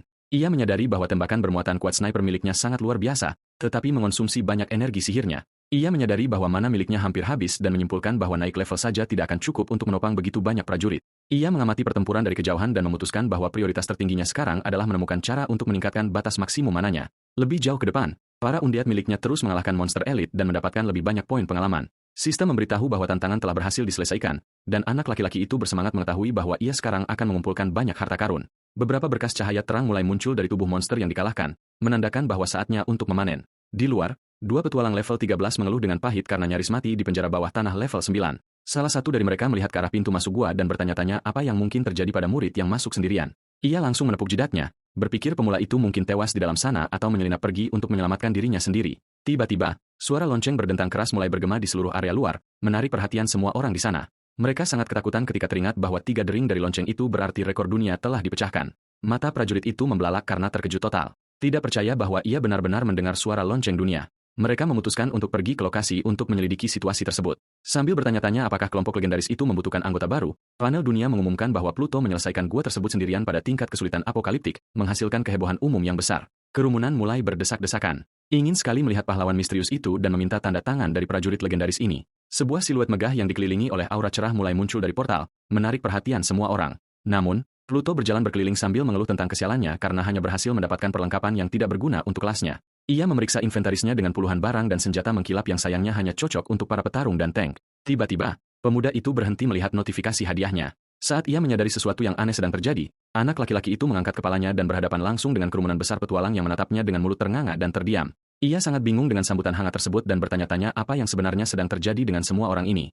Seluruh area di sekitar celah tersebut menjadi sangat padok dengan puluhan penonton yang penasaran berdesak-desakan untuk mengintip anak laki-laki itu. Para petualang dari sebelumnya tertegun bisu ketika mereka menyadari bahwa pemecah rekor dunia itu sebenarnya adalah pemuda tersebut. Yang lainnya berkomentar terkejut bahwa mereka mengharapkan seorang petarung berotot atau penyihir brilian, bukan seorang anak laki-laki kurus biasa. Pluto mendengar rumor aneh tersebut dan merasa cukup terganggu dengan omong kosong yang dibisikkan orang-orang di sekitarnya.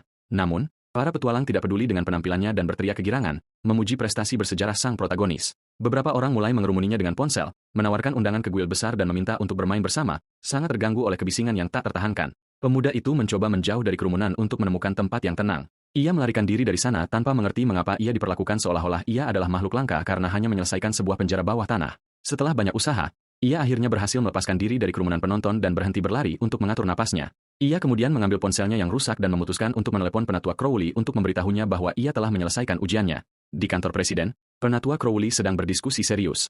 Mengingatkan anak laki-laki itu bahwa ia baru saja menjadi seorang profesional, ia menegaskan dengan prihatin bahwa kehilangan talenta langka seperti Pluto akan menjadi bencana mutlak bagi keamanan negara. Sang presiden meletakkan kedua tangannya di atas meja, melepaskan desaan panjang dan bertanya apa saran para penatua untuk mengatasi hal ini. Penatua tersebut menyarankan agar anak laki-laki itu membawa setidaknya satu penyembuh untuk memastikan nyawanya tidak dalam bahaya seandainya terjadi sesuatu yang salah. Ia menambahkan bahwa kehilangan seorang jenius luar biasa karena sikap keras kepala semata dalam sebuah ujian akan menjadi hal yang tak termaafkan dan menyedihkan. Presiden menyetujui usulan tersebut dan mengizinkan Pluto untuk membawa hanya satu penyembuh pendukung, tetapi memperingatkan bahwa inilah batasnya. Sang penatua langsung menyetujui keputusan presiden. Menunjukkan rasa hormat terhadap otoritas pemimpin guild, ia mengangkat ponselnya, berpikir bahwa anak laki-laki itu sangat tidak sabar dan bahwa ia perlu memberitahunya tentang aturan baru sesegera mungkin. Pada saat itu, layar ponsel mulai bersinar, menunjukkan bahwa Pluto sudah menelepon kembali untuk berbicara dengannya. Mata penatua Crowley membelalak saat mendengar suara Pluto di ujung lain sambungan, dan ia menjadi cukup tegang mengenai koneksi tersebut. Ia bertanya apakah anak laki-laki itu mengalami masalah di penjara bawah tanah dan memberitahunya bahwa presiden telah mengizinkannya membawa alat pendukung. Namun, Pluto menyela pria parubaya itu dengan mengatakan bahwa ia hanya menelepon untuk memberitahunya tentang hasil ujian barunya. Orang tua itu benar-benar terdiam dan melepaskan teriakan terkejut ketika mendengar apa yang dikatakan anak laki-laki itu di telepon. Presiden menyadari reaksi terkejut Crowley dan langsung bertanya hal serius apa yang baru saja terjadi di sana. Penatua itu terbata-bata dan mengungkapkan bahwa Pluto menyelesaikan penjara bawah tanah itu sendirian pada tingkat kesulitan ekstrim. Memecahkan rekor dunia, Presiden bangkit dari meja, matanya membelalak, dan meneriakkan sebuah pertanyaan dengan lantang. Tidak percaya dengan apa yang dilihatnya, ia mengulurkan tangannya dan dengan penuh semangat menyuruh Crowley menyerahkan ponselnya agar ia dapat berbicara langsung dengan bocah jenius tersebut. Pluto mendengar suara aneh di ujung telepon dan bertanya apakah Elder Crowley masih mendengarkan panggilan tersebut di telepon. Presiden menerima panggilan tersebut dan bertanya secara langsung apakah bocah itu benar-benar berhasil menyelesaikan ujian yang ia berikan. Bocah itu mengenali suara pemimpin guild yang berwibawa dan dengan tenang mengonfirmasi bahwa ia telah berhasil menyelesaikan tantangan tersebut. Pria itu tersenyum licik memperlihatkan gigi taring yang tajam dan memujinya, mengatakan bahwa hal itu memang sudah diduga dari orang yang ia pilih. Sang pemimpin kemudian mengumumkan bahwa ia memiliki urusan yang sangat penting untuk dibicarakan secara pribadi dengan sang prodigi muda. Pluto berjalan dengan tenang dan bertanya apakah ia harus pergi ke markas guild pada jam malam itu juga. Namun, sang pemimpin menolaknya dan mengatakan bahwa ia sudah memiliki tempat dan waktu yang sempurna di benaknya untuk pertemuan yang sangat spesial ini. Pertemuan tersebut dijadwalkan di Sunview, restoran paling eksklusif di negeri ini, di mana hanya para elit dan miliarder yang bisa masuk. Setibanya di sana, Pluto menyadari bahwa sang presiden belum juga muncul dan ragu-ragu untuk masuk ke tempat yang mahal itu. Sendirian, bocah itu memeriksa koinnya dan merasa tegang, mengingat bahwa ia belum menjual jarahannya dan hanya memiliki 10 koin emas di saku celananya. Ia menghela napas panjang, mencoba menenangkan dirinya, dan berpikir bahwa jika ia tidak takut pada Monster Rift, ia seharusnya tidak perlu takut pada sebuah restoran. Dengan pemikiran itu, ia memutuskan untuk bertindak secara natural, tahu bahwa pada akhirnya, tempat itu hanyalah sebuah tempat untuk makan. Resepsionis menyambutnya dengan sopan, dan pemuda itu menjawab dengan agak canggung bahwa ia memiliki reservasi untuk lounge VIP 1. Wanita itu terkejut mendengar nomor ruangan tersebut dan memintanya untuk menunjukkan panel statusnya agar ia dapat mencarinya. Pemuda itu memanggil panel sistemnya, menampilkan nama pemburunya dan mengonfirmasi bahwa saat ini ia berada di level 12. Setelah pemeriksaan singkat tersebut, pegawai itu membungkuk dengan hormat dan dengan lembut menunjukkan jalan baginya untuk masuk. Wanita itu mengawasinya berjalan pergi dan terkejut mengetahui bahwa ruangan VIP tersebut hanya dicadangkan untuk para legenda terbesar di negeri ini. Resepsionis itu menjadi sangat penasaran dan bertanya-tanya dalam hati siapa sebenarnya Pluto ini, seseorang yang memiliki begitu banyak prestise. Seorang pelayan berjas menyambutnya dengan sopan dan meminta pemuda itu untuk menemaninya karena sang presiden telah memberikan instruksi untuk melakukannya. Pluto mengikuti pegawai tersebut melewati aula utama yang elegan, melirik sekilas ke samping ke arah orang-orang berkelas yang sedang makan di salah satu meja. Seorang pemuda berjas biru dengan tenang memakan daging steak yang lezat, tidak sadar siapa yang baru saja memasuki tempat itu. Pria ini kesal karena ia belum menerima jawaban dari Cedric dan berpikir pembunuh bayaran itu kemungkinan besar gagal dalam misinya.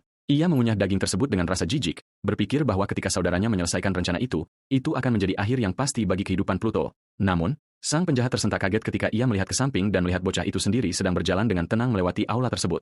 Mata pria itu membelalak ketakutan yang luar biasa saat ia menyadari bahwa pemuda yang seharusnya sudah mati itu masih hidup. Ia mencoba menyembunyikan keterkejutannya dan kembali memasang postur arogan, berpikir untuk menggunakan kekayaannya yang luar biasa untuk mempermalukan saingannya. Tanpa berpikir dua kali, penjahat itu menghantamkan tangannya dengan kuat ke atas meja, menarik perhatian semua orang dan menginterupsi sang pelayan. Ia tertawa sarkastik dan mengejek Pluto, mengolok-olok bahwa orang miskin sepertinya seharusnya tidak berada di tempat mewah. Pegawai tersebut turun tangan, bertanya apakah ada masalah. Sementara sang bocah menghela napas kesal karena harus menghadapi saingannya, sang penjahat memberi gestur dengan jijik, memperingatkan bahwa konsumsi minimum di sana saja berharga sangat mahal dan orang miskin tidak pantas berada di sana. Namun, pelayan tersebut mengambil sikap tegas dan dengan otoriter menuntut agar pria itu menjaga kata-katanya karena Pluto adalah tamu VIP. Lawannya benar-benar terkejut dan tercengang, tidak dapat memahami bagaimana pemuda itu berhasil mendapatkan gelar VIP. Kemudian ia mulai tertawa histeris, mengatakan bahwa pelayan itu telah ditipu oleh seorang anak yatim piatu miskin yang berasal dari daerah kumuh. Ia menatap sang pahlawan dengan kebencian, bertanya apakah ia benar-benar mengira dirinya adalah seseorang yang penting hanya karena ia adalah kandidat guild. Muak karena mendengar begitu banyak ejekan murahan, Pluto mulai mengeluarkan asap hitam yang mengerikan dan menakutkan dari tubuhnya. Bocah itu menyusut ketakutan dan berteriak bahwa perkelahian dilarang di sana dan bahwa pelanggar akan diburu oleh guild. Pegawai tersebut panik setengah mati, dengan putus asa memohon kepada Pluto untuk tenang karena perkelahian akan menghancurkan karirnya. Namun, energi gelap Pluto semakin intens saat ia dengan dingin bertanya mengapa ia harus tetap tenang. Manajer restoran menelan ludah dengan susah payah, berkeringat ketakutan saat ia menyadari bahwa konfrontasi kekerasan di ruang makan itu sama sekali tidak dapat dihindarkan. Namun Pluto tersenyum licik dan mengatakan bahwa ia hanya ingin menunjukkan sesuatu yang sangat menarik kepada rekannya. Bocah itu mengangkat busur ajaib berwarna biru terang milik Archer dan bertanya secara ironis apakah saingannya kebetulan mengenali senjata tersebut. Penjahat itu berubah pucat pasi karena ketakutan saat ia langsung mengenali busur Cedric. Menyadari pembunuh bayaran sewaan telah dianyahkannya, ia dengan dingin memperingatkan bahwa ia telah membunuh pemilik busur tersebut dan menantang lawannya untuk mencoba trik lain terhadapnya. Pria itu gemetar karena ketakutan yang luar biasa saat ia memproses fakta bahwa pembunuh profesional level 18 telah dibunuh oleh bocah itu dengan satu gerakan sederhana. Pluto menghilangkan aura energi magisnya dan mengirim para prajuritnya kembali ke dalam sistem. Ia dengan tenang berbalik kepada pegawai tersebut dan meminta untuk segera dibawa ke ruang pertemuan mewahnya. Sang penjahat mendidih karena kebencian dan penghinaan karena kalah bahkan dalam pameran kekayaan dan kekuasaan di sana. Dikuasai oleh kemarahan karena rencana hancur total, ia meneriakkan nama Pluto dari kejauhan dengan kebencian yang mendalam. Namun, sang protagonis hanya melirik ke samping dengan tatapan dingin, sama sekali tidak memperhatikan amukannya. Pria itu berteriak dengan marah bahwa bersembunyi di balik guild tidak akan menyelamatkan bocah itu karena ada kekuatan lain di negeri ini. Tiba-tiba, sebuah tangan yang berat dan kuat mencengkeram bahu sang lawan sementara sebuah suara bertanya apakah ia sedang meremehkan guild. Penjahat itu panik total dan dengan cepat menarik kapak pertempuran berwarna biru terangnya. Sambil bertanya siapa di sana, ia berteriak agresif, mempertanyakan siapa yang berani menyentuhnya dengan cara yang begitu tidak sopan. Namun, di tengah amukannya, serangan kapaknya dengan mudah diblokir oleh makhluk berlapis baja besar yang muncul di hadapannya. Mata pemuda itu membelalak saat menyadari jalurnya diblokir oleh seorang prajurit perunggu, dan ia langsung mulai berkeringat gugup. Elder Crowley muncul dengan ekspresi murka dan menyatakan bahwa memfitnah guild serta menyerang sang wakil presiden adalah hal yang tidak bisa dimaafkan. Ia menjatuhkan kapaknya ke tanah karena ketakutan dan mulai terbata-bata, memohon ampun dengan putus asa saat mengenali Crowley. Dengan mata yang memancarkan energi, sang tetua memperingatkan bahwa orang biasa manapun pasti sudah terluka dan memutuskan untuk memberi pelajaran. Bocah itu dengan putus asa mencoba mengungkit aturan tempat tersebut, berteriak bahwa bahkan wakil presiden pun harus menghormatinya. Namun, sang tetua tersenyum mengejek dan menatapnya dengan penuh penghinaan, bertanya apakah ia benar-benar ingin membahas tentang aturan. Pada saat itu, sang ketua guild sendiri muncul secara megah, mendeklarasikan dengan nada mengintimidasi bahwa dirinya lah aturannya. Begitu melihat pemimpin tertinggi dari salah satu guild terbesar itu, pemuda tersebut menelan ludah dengan arogan dan menjadi sepenuhnya lumpuh karena teror. Sang ketua mengepalkan tangan kanannya, memusatkan sejumlah besar percikan emas dan energi destruktif. Ia melepaskan pukulan mengerikan yang menciptakan gelombang kejut luar biasa, melemparkan lawannya dengan penuh kekerasan. Tubuh anak laki-laki itu menghancurkan jendela kaca besar di restoran mewah tersebut dan terlempar langsung keluar. Sang ketua menunjuk dengan jarinya dan memperingatkan dengan lantang serta jelas bahwa sampah manapun yang mencoba mengusik tamu VIP-nya akan menemui akhir seperti ini. Di luar, orang-orang yang lewat di trotoar terkejut bukan kepalang saat melihat seorang pria terjatuh sambil memecahkan kaca. Penjahat itu tergeletak tak berdaya di atas aspal dengan mulut mengepulkan asap. Sementara para pejalan kaki berteriak meminta ambulans dengan segera di dalam salon, para pelanggan bereaksi terkejut begitu mengenali Presiden Victor Langley dan Wakil Presiden Aaron Crowley. Mereka berbisik-bisik dengan penuh keheranan, menyimpulkan bahwa pelajar berpakaian hitam yang sedang berdebat dengan Adrian adalah tamu VIP dari sang pemimpin besar. Manajer salon menjadi sangat tegang. Saat kedua pemimpin itu dengan tenang mendekati tempat pemuda tersebut berdiri, sang pegawai membungkuk dalam-dalam, memberikan penghormatan penuh rasa hormat dan menyambut kedua pria kuat itu. Victor Langley memberitahu mereka bahwa mereka akan pergi ke kamar pribadi sendirian dan meminta sang pegawai untuk membereskan kekacauan di aula. Manajer tersebut menerima perintah itu dengan sangat sigap, memastikan bahwa ia akan mengurus segalanya dan sang presiden tidak perlu khawatir. Selanjutnya, Manajer salon memerintahkan bawahannya untuk membersihkan pecahan kaca dan mengirim penyerang tersebut ke rumah sakit. Sang presiden berjalan berdampingan dengan Pluto dan berkomentar pada dirinya sendiri bahwa ia terkesan karena Pluto membersihkan celah ekstrim itu sendirian. Ia menyadari bahwa anak laki-laki itu bahkan tidak memiliki satu goresan pun dan pakaiannya tetap bersih tanpa celah. Setelah Dungeon yang begitu berbahaya, sang tetua memberikan tepukan ramah di punggung Pluto dan menyuruh mereka segera ke meja makan sebelum makanannya menjadi benar-benar dingin. Pluto tersenyum canggung, berpikir bahwa ia tidak pernah membayangkan kalau pria tua yang baik hati seperti Crowley bisa memiliki sisi liar. Crowley memuji penampilan luar biasa Pluto yang berhasil keluar tanpa cedera dari tantangan yang begitu sulit dan mengatakan bahwa ia tidak salah pilih orang. Namun, dalam hati pemuda itu berpikir bahwa jika bukan karena kenaikan level yang cepat, ia pasti sudah mati karena kehabisan energi sihir di sana. Kelompok tersebut akhirnya mendekati pintu ganda besar dengan angka 1 yang menandakan bahwa mereka telah tiba di ruang VIP yang dipesan. Crowley memulihkan ketenangannya dan berjanji bahwa sebentar lagi seluruh energi mana yang telah terkuras akan terisi penuh kembali. Pintu terbuka, memperingatkan sebuah aula monumental dengan meja makan raksasa yang dipenuhi oleh jamuan lezat yang menggugah selera.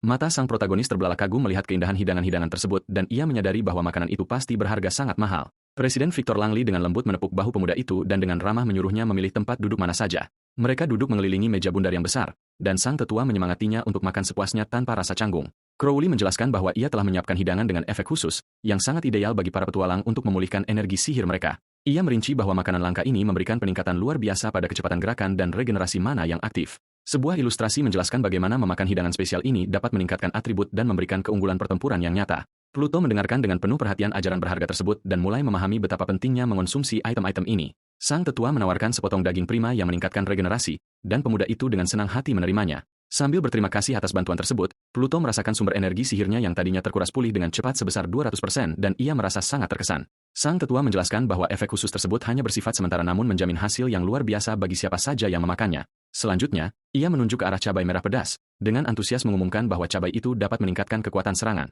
Ia terus menunjukkan hidangan lainnya yang dapat meningkatkan kelincahan, pertahanan fisik, dan juga regenerasi stamina. Pluto memutuskan untuk tidak membuang waktu dan mulai melahap semuanya dengan cepat, memenuhi mulutnya dengan hidangan lezat tersebut. Pemuda itu bersandar di kursi dengan perut kenyang dan merasa seperti manusia super sejati dengan semua atributnya berada di puncaknya. Presiden Victor menyeka mulutnya dengan sapu tangan dan dengan tegas menasihati bahwa sekarang setelah pemuda itu puas, mereka harus mulai berbicara. Ia mulai dengan memberi selamat kepada sang protagonis karena telah lulus ujian dan secara resmi melantiknya sebagai anggota guildnya yang kuat. Ia menjelaskan bahwa kasus pemuda ini sangat unik, sehingga mereka harus menyembunyikan identitasnya untuk menghindari rasa iri dan musuh-musuh berbahaya. Pluto mendengarkan dengan sangat saksama nasihat penting sang pemimpin dan dengan tenang menjawab bahwa ia memahami situasinya. Kemudian sang presiden mengubah nada suaranya dan bertanya secara langsung apakah anak laki-laki itu tahu siapa musuh aslinya. Pemuda itu menjawab bahwa ia hanya tahu negara C dan negara Z selalu menunjukkan permusuhan yang kuat terhadap negaranya. Sang pemimpin membenarkan dan menjelaskan bahwa negara-negara ini mengirimkan pembunuh bayaran elit secara diam-diam untuk memusnahkan prajurit terbaik mereka. Crowley menambahkan bahwa inilah alasan mengapa mereka menyembunyikan kekuatan pemuda tersebut. Mengingat ia mampu menciptakan seluruh pasukan seorang diri, sang pemimpin mengepalkan tinjunya erat-erat, merasa kesal karena di dunia manapun selalu ada perang antar negara. Sang tetua menyadari aura gelap yang terpancar dari pemuda itu dan terkejut merasakan niat membunuh yang begitu intens darinya. Sang tetua melanjutkan dengan mengatakan bahwa perang antar manusia, meskipun sangat berbahaya, bukanlah ancaman terbesar dari semuanya. Mata sang protagonis terbelalak karena rasa penasaran, dan ia bertanya apa yang bisa lebih buruk daripada konflik antar negara. Sang presiden mencondongkan tubuh ke meja makan dengan ekspresi yang sangat serius dan bertanya apakah pemuda itu siap mengetahui kebenaran. Pemuda itu menelan ludah dan memusatkan seluruh perhatiannya kepada sang pemimpin, menunjukkan keinginannya untuk memahami misteri di balik dunia tersebut. Victor Langley mengungkapkan bahwa bagi ras alien tertentu yang misterius, bumi tidak lebih dari sekadar tempat berburu aktif yang sangat luas. Pemuda itu terkejut dengan pengungkapan absurd tersebut dan bertanya dengan mata terbelalak apa maksud sebenarnya. Sang presiden menjelaskan dengan cara sederhana bahwa ada dua jenis celah, rift, di dunia ini, yaitu celah berkah dan celah malapetaka yang ditakuti. Pluto mendengarkan dengan sangat saksama kata-kata sang pemimpin dan langsung bertanya apa perbedaan krusial di antara keduanya. Sang presiden mengangkat 3 jarinya dan memperingatkan bahwa ada 3 poin perbedaan yang sangat penting di antara keduanya. Ia menjelaskan bahwa poin pertama adalah bahwa celah berkah hanya terbuka dengan penggunaan kunci khusus yang terkontrol. Sebaliknya, celah malapetaka muncul secara sepenuhnya acak di hutan, pegunungan, atau kota-kota besar. Poin kedua adalah bahwa di dalam celah berkah, monster selalu memiliki tingkat kekuatan yang sama dengan petualang yang memasukinya. Namun, di dalam celah malapetaka, semuanya bersifat acak dan para monster iblis jauh lebih kuat secara tak terbatas pada tingkat yang sama. Pluto menyimpulkan dengan terkejut bahwa monster-monster dari celah yang kacau ini jauh melampaui kekuatan semua makhluk lainnya. Sang presiden memfokuskan tatapan seriusnya pada sang protagonis dan mengungkapkan bahwa faktor ketiga sekaligus yang paling krusial adalah arah celah tersebut. Ia menjelaskan bahwa di Dungeon biasa, kita bisa memilih untuk masuk, namun monster di dalamnya tidak akan pernah bisa keluar. Namun, para iblis dari celah malapetaka dapat melintasi portal dengan bebas dan menyerbu dunia manusia. Pluto ngeri mendengar informasi mengerikan ini dan bertanya-tanya apakah mereka benar-benar dapat menyerbu bumi seperti itu. Sang pemimpin membenarkan dengan mengatakan bahwa inilah alasan mengapa bumi dilihat oleh para iblis ini semata-mata sebagai tempat berburu. Pemuda itu menyadari betapa besar bahaya tersebut dan menyimpulkan bahwa celah-celah yang tak terkendali ini adalah musuh terbesar umat manusia. Namun sang presiden memperingatkan bahwa keputusasaan sejati dan bahaya mutlak bagi seluruh bumi tersembunyi di dalam sesuatu yang bahkan lebih buruk. Ia mengatakan bahwa setiap 10 tahun sekali, retakan kolosal setinggi 1 kilometer muncul dan membawa serta ratusan retakan lain yang lebih kecil. Raja Iblis yang mengerikan memimpin invasi besar-besaran, memaksa negara yang terdampak untuk bertempur sampai titik darah penghabisan dalam perang besar celah tersebut. Victor Langley mengambil napas dalam-dalam dan menyampaikan berita mengerikan, mengungkapkan bahwa perang besar berikutnya akan dimulai hanya dalam waktu 1 tahun. Pluto merasa cemas dengan batas waktu yang semakin dekat dan mempertanyakan mengapa peristiwa separah itu tidak tercatat dalam buku sejarah. Crowley menjawab dengan sungguh-sungguh bahwa mengungkapkan kebenaran mengerikan ini akan memicu kepanikan massal, sehingga informasinya harus disembunyikan. Pemuda itu menundukkan kepalanya dengan ekspresi serius dan dengan tegas menyimpulkan bahwa panggung untuk perang besar berikutnya akan menjadi negaranya sendiri. Kedua pemimpin berpengalaman itu saling bertukar pandang dengan ekspresi terkejut dan terpukau oleh pemikiran cepat sang prodigi muda tersebut. Presiden menatapnya dengan saksama dan bertanya dengan penuh rasa penasaran bagaimana anak laki-laki itu bisa menebaknya dengan begitu mudah. Pluto menjawab bahwa ia bisa merasakan kecemasan yang mendalam dan ketakutan yang konstan dari dua veteran di meja tersebut. Victor terdiam dan melebarkan mata kuning cerahnya saat ia menyadari tingkat persepsi luar biasa yang dimiliki anak laki-laki itu. Ia mengakui bahwa ia pikir ia menyembunyikan kegugupannya dengan sangat baik, tetapi mengaku bahwa sang murid dapat melihat tembus pandang melalui dirinya. Sambil mengamati bayangannya di dalam cangkir, Pluto bergumam pada dirinya sendiri bahwa ia sebenarnya sangat tahu perasaan itu. Ia mengenang kehidupan masa lalunya dalam perang, mencoba tetap tenang sementara ia gemetar ketakutan dengan senapan di tangannya. Pluto terkejut dan dengan cepat menyamarkan reaksinya ketika ia menyadari bahwa ia akhirnya membicarakan masa lalunya dengan suara keras secara konyol. Ia menjelaskan bahwa ia menyimpulkan lokasinya dari reaksi mereka, tetapi bertanya bagaimana para pemimpin mengetahuinya jauh-jauh hari. Sang tetua mengungkapkan bahwa ada organisasi internasional yang netral dan sangat misterius bernama Guild Oculus. Ia menjelaskan bahwa guild ini merekrut para nabi dari seluruh dunia dan menjual ramalan yang sangat akurat untuk peruntungan. Sang tetua mengatakan bahwa mereka dapat meramalkan keretakan kolosal, Rift, 2 tahun sebelumnya, memberi mereka waktu untuk bersiap. Anak laki-laki itu mempertanyakan apa yang akan mencegah negara-negara musuh menyerang negaranya saat mereka bertempur melawan para iblis. Sang tetua menjelaskan bahwa ada aturan global yang ketat yang melarang negara manapun menyerang lokasi perang keretakan tersebut. Pluto sekarang memahami alasan dibalik keheningan mendadak dari tetangga-tetangganya yang bermusuhan setelah ketegangan hebat sebelumnya. Presiden menambahkan bahwa semua negara memfokuskan hampir seluruh sumber daya mereka untuk mempersiapkan perang yang mengerikan ini. Sang pemburu muda menjadi termenung dan bertanya-tanya apakah umat manusia pernah mencoba menyeberangi keretakan tersebut untuk menyerang dunia mereka. Victor Langley tetap terdiam sepenuhnya dengan ekspresi yang sangat serius dan suram saat mendengarkan pertanyaan berani anak laki-laki itu. Sang tetua menjadi gelisah dan berteriak bahwa sekadar memukul mundur Raja Iblis dari bumi saja sudah menghabiskan hampir seluruh kekuatan mereka. Ia mengungkapkan bahwa dalam perang terakhir, guild mereka kehilangan 70% anggotanya dan hampir bubar sepenuhnya. Pluto merenung dalam diam, menyadari bahwa ia terlalu naif karena meremehkan kehancuran yang dapat ditimbulkan oleh konflik ini. Dengan tatapan cerah, Presiden menyatakan dengan tegas bahwa masa lalu sudah berakhir dan kedatangan Pluto akan mengubah seluruh takdir. Ia berseru dengan penuh semangat bahwa kemampuan pemanggilan, Infochation, tak terbatas milik Pluto akan menjadi kunci untuk memenangkan perang apapun dengan mudah. Sang pemimpin menekankan bahwa kekuatan protagonis begitu absurd sehingga ia seorang diri dapat mengubah jalannya seluruh bangsa. Ia memperingatkan bahwa anak laki-laki itu memiliki waktu 1 tahun untuk berlatih dan berjanji akan memberinya semua dukungan dan sumber daya guild tanpa syarat. Kemudian Presiden melirik sekilas ke arah Crowley dan dengan tenang memerintahkannya untuk membawakan hadiah spesial untuk anak laki-laki itu. Sang tetua langsung menuruti permintaan tersebut, meletakkan sebuah koper hitam yang elegan di atas meja dengan bunyi gedebuk yang kering dan mantap. Anak laki-laki itu bertanya apa isi di dalamnya, dan pria yang lebih tua itu mendorongnya untuk membukanya guna melihat hadiah sambutan dari guild. Anak laki-laki itu membuka koper dengan bunyi jepretan dan merasa sangat penasaran untuk mengetahui apa yang telah disiapkan untuknya. Matanya membelalak ketika melihat berbagai barang berharga dan kunci emas yang tertata di atas kain bludru merah di dalam koper tersebut. Crowley mengambil barang pertama dan menjelaskan bahwa kalung legendaris yang disebut Eye of the Phoenix adalah harta karun terbesar Presiden. Sistem mengungkapkan bahwa item level 1 ini memungkinkan pemakainya untuk berteleportasi ke pemilik kalung lain yang saling terhubung. Ia menambahkan bahwa item legendaris biasanya memiliki batasan tinggi, tetapi yang ini sangat langka karena hanya memerlukan level 1.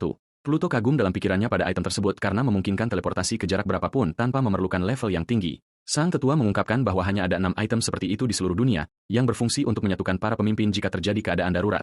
Sambil memegang kalung berharga itu di tangannya, sang pemburu muda bertanya apa yang akan terjadi pada Presiden jika ia sampai kehilangannya. Victor Langley membuka jaketnya, tertawa dan menenangkan anak laki-laki itu, memperlihatkan kepadanya bahwa guild mereka menerima 2 kalung karena menjadi yang terkuat.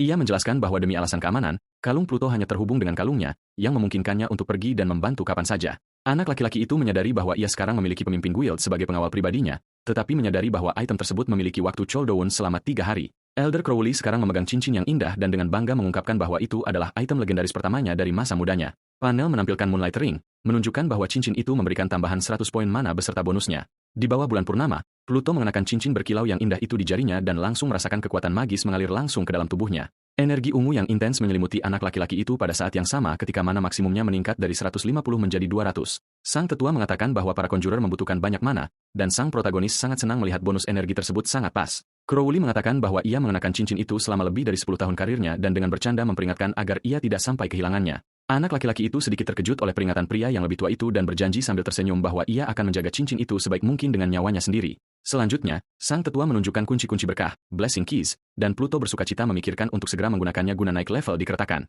Namun, orang tua itu tiba-tiba menarik kembali kunci-kunci tersebut dari tangan anak laki-laki itu, membuat sang pemburu muda mengeluarkan suara keraguan. Ia menjelaskan bahwa kunci-kunci ini sangat langka dan Guild hanya memiliki 9 buah, jadi kunci tersebut tidak boleh dihabiskan tanpa perencanaan. Anak laki-laki itu bertanya kapan ia harus menggunakannya, dan pria yang lebih tua itu menjelaskan bahwa keretakan memberikan lebih banyak pengalaman dan item dengan kualitas yang lebih baik. Pria yang lebih tua itu menyerahkan kunci-kunci tersebut dan menyarankan agar ia menunggu hingga mencapai level yang lebih tinggi untuk memaksimalkan perolehan pengalaman. Anak laki-laki itu menyimpan kunci-kunci tersebut, berpikir untuk naik level dengan cepat, dan bertanya apakah para pemimpin memiliki saran keretakan lain untuknya. Sang tetua tersenyum kecil dan mengungkapkan bahwa mereka telah menyiapkan lokasi pelatihan yang sempurna untuk evolusinya.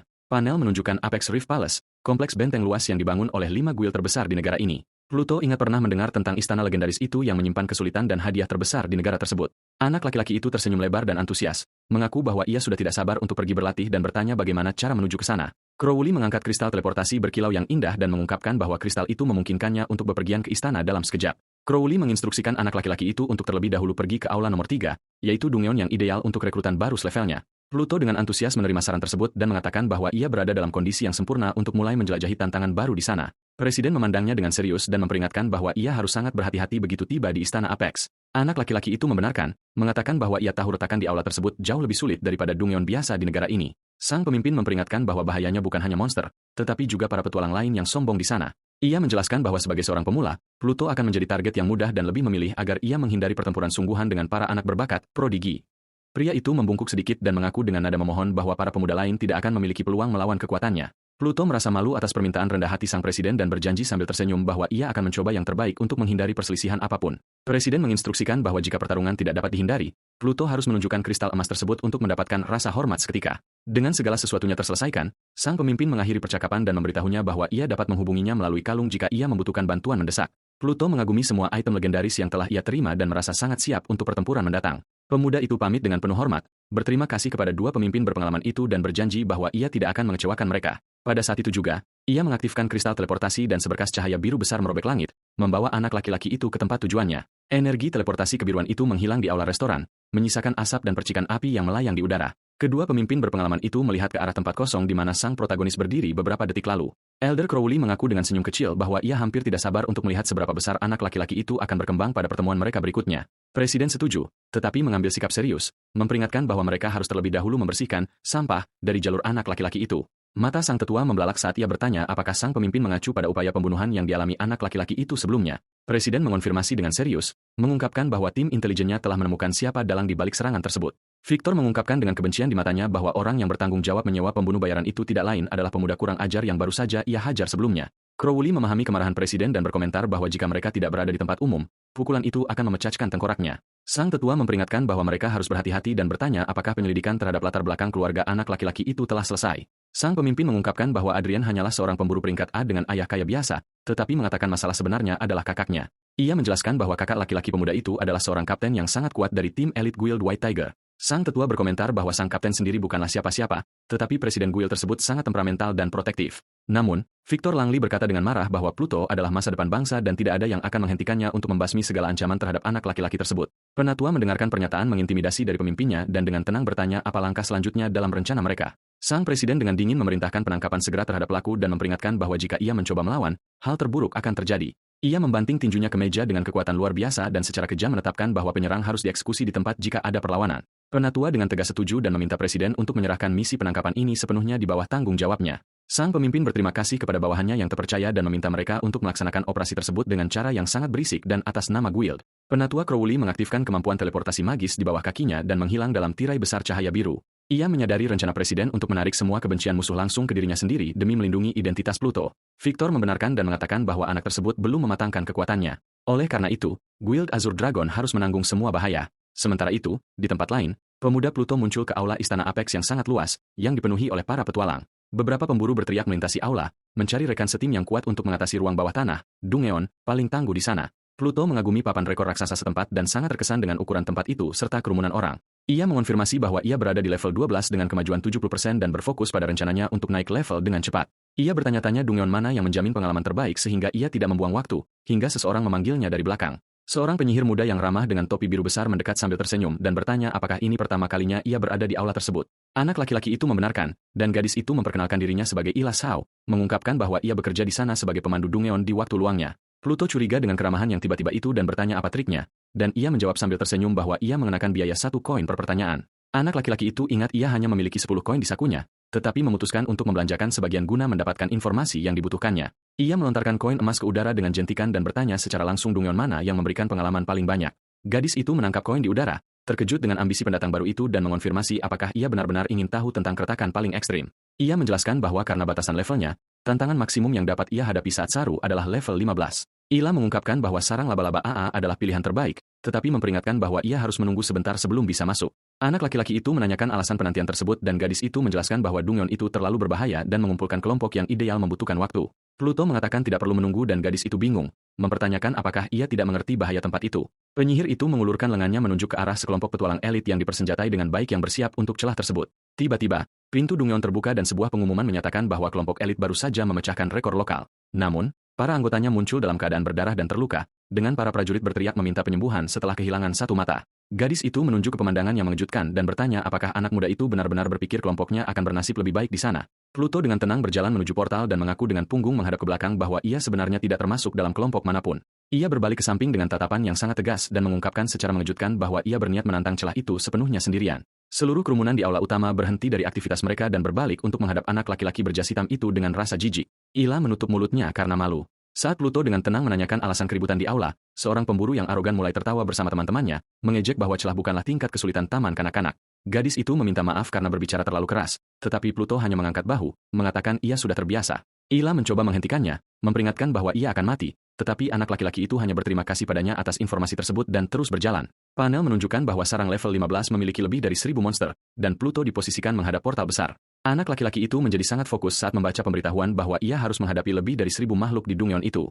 Ia menjadi sangat bersemangat memikirkan jumlah pengalaman absurd yang akan ia peroleh dan mengatakan ia tidak sabar untuk naik level. Karena ini adalah pertama kalinya ia menghadapi begitu banyak monster, ia memutuskan untuk memulai pada tingkat kesulitan pahlawan untuk menguji kekuatan tempat itu.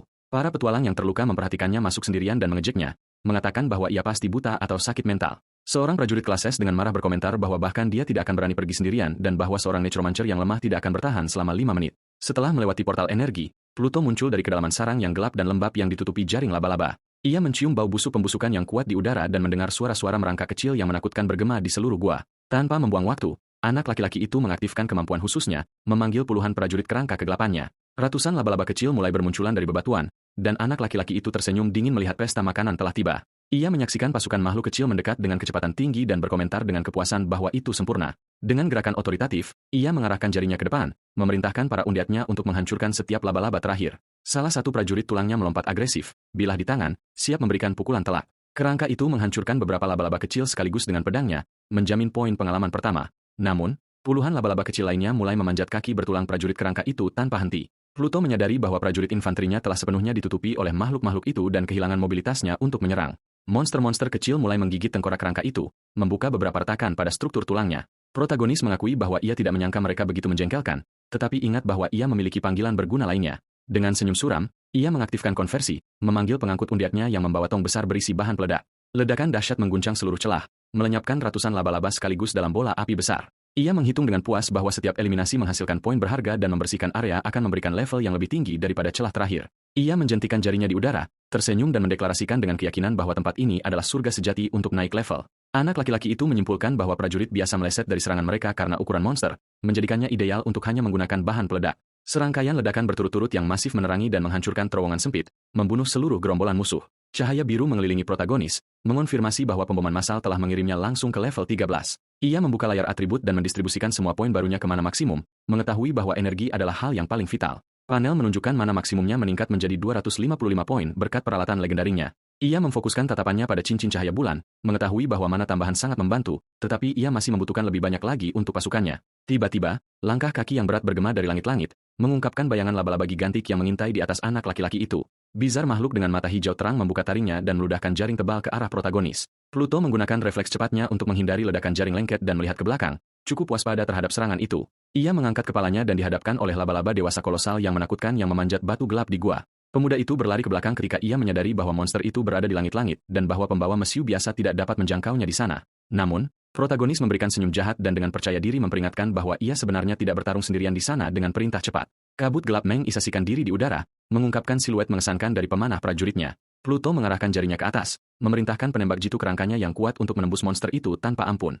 Pemanah menarik tali busurnya dan menembakkan proyektil energi biru cemerlang yang luar biasa yang membelah udara dengan kecepatan tinggi. Tembakan yang diarahkan dengan baik itu menghantam monster di langit-langit, menghasilkan ledakan energi yang menjatuhkannya tak bernyawa dan mengamankan lebih banyak poin. Tubuh besar binatang itu jatuh dengan berat ke tanah, dan Pluto berkomentar dengan puas bahwa tanpa bantuan Archer, ia tidak akan menang dari jarak jauh.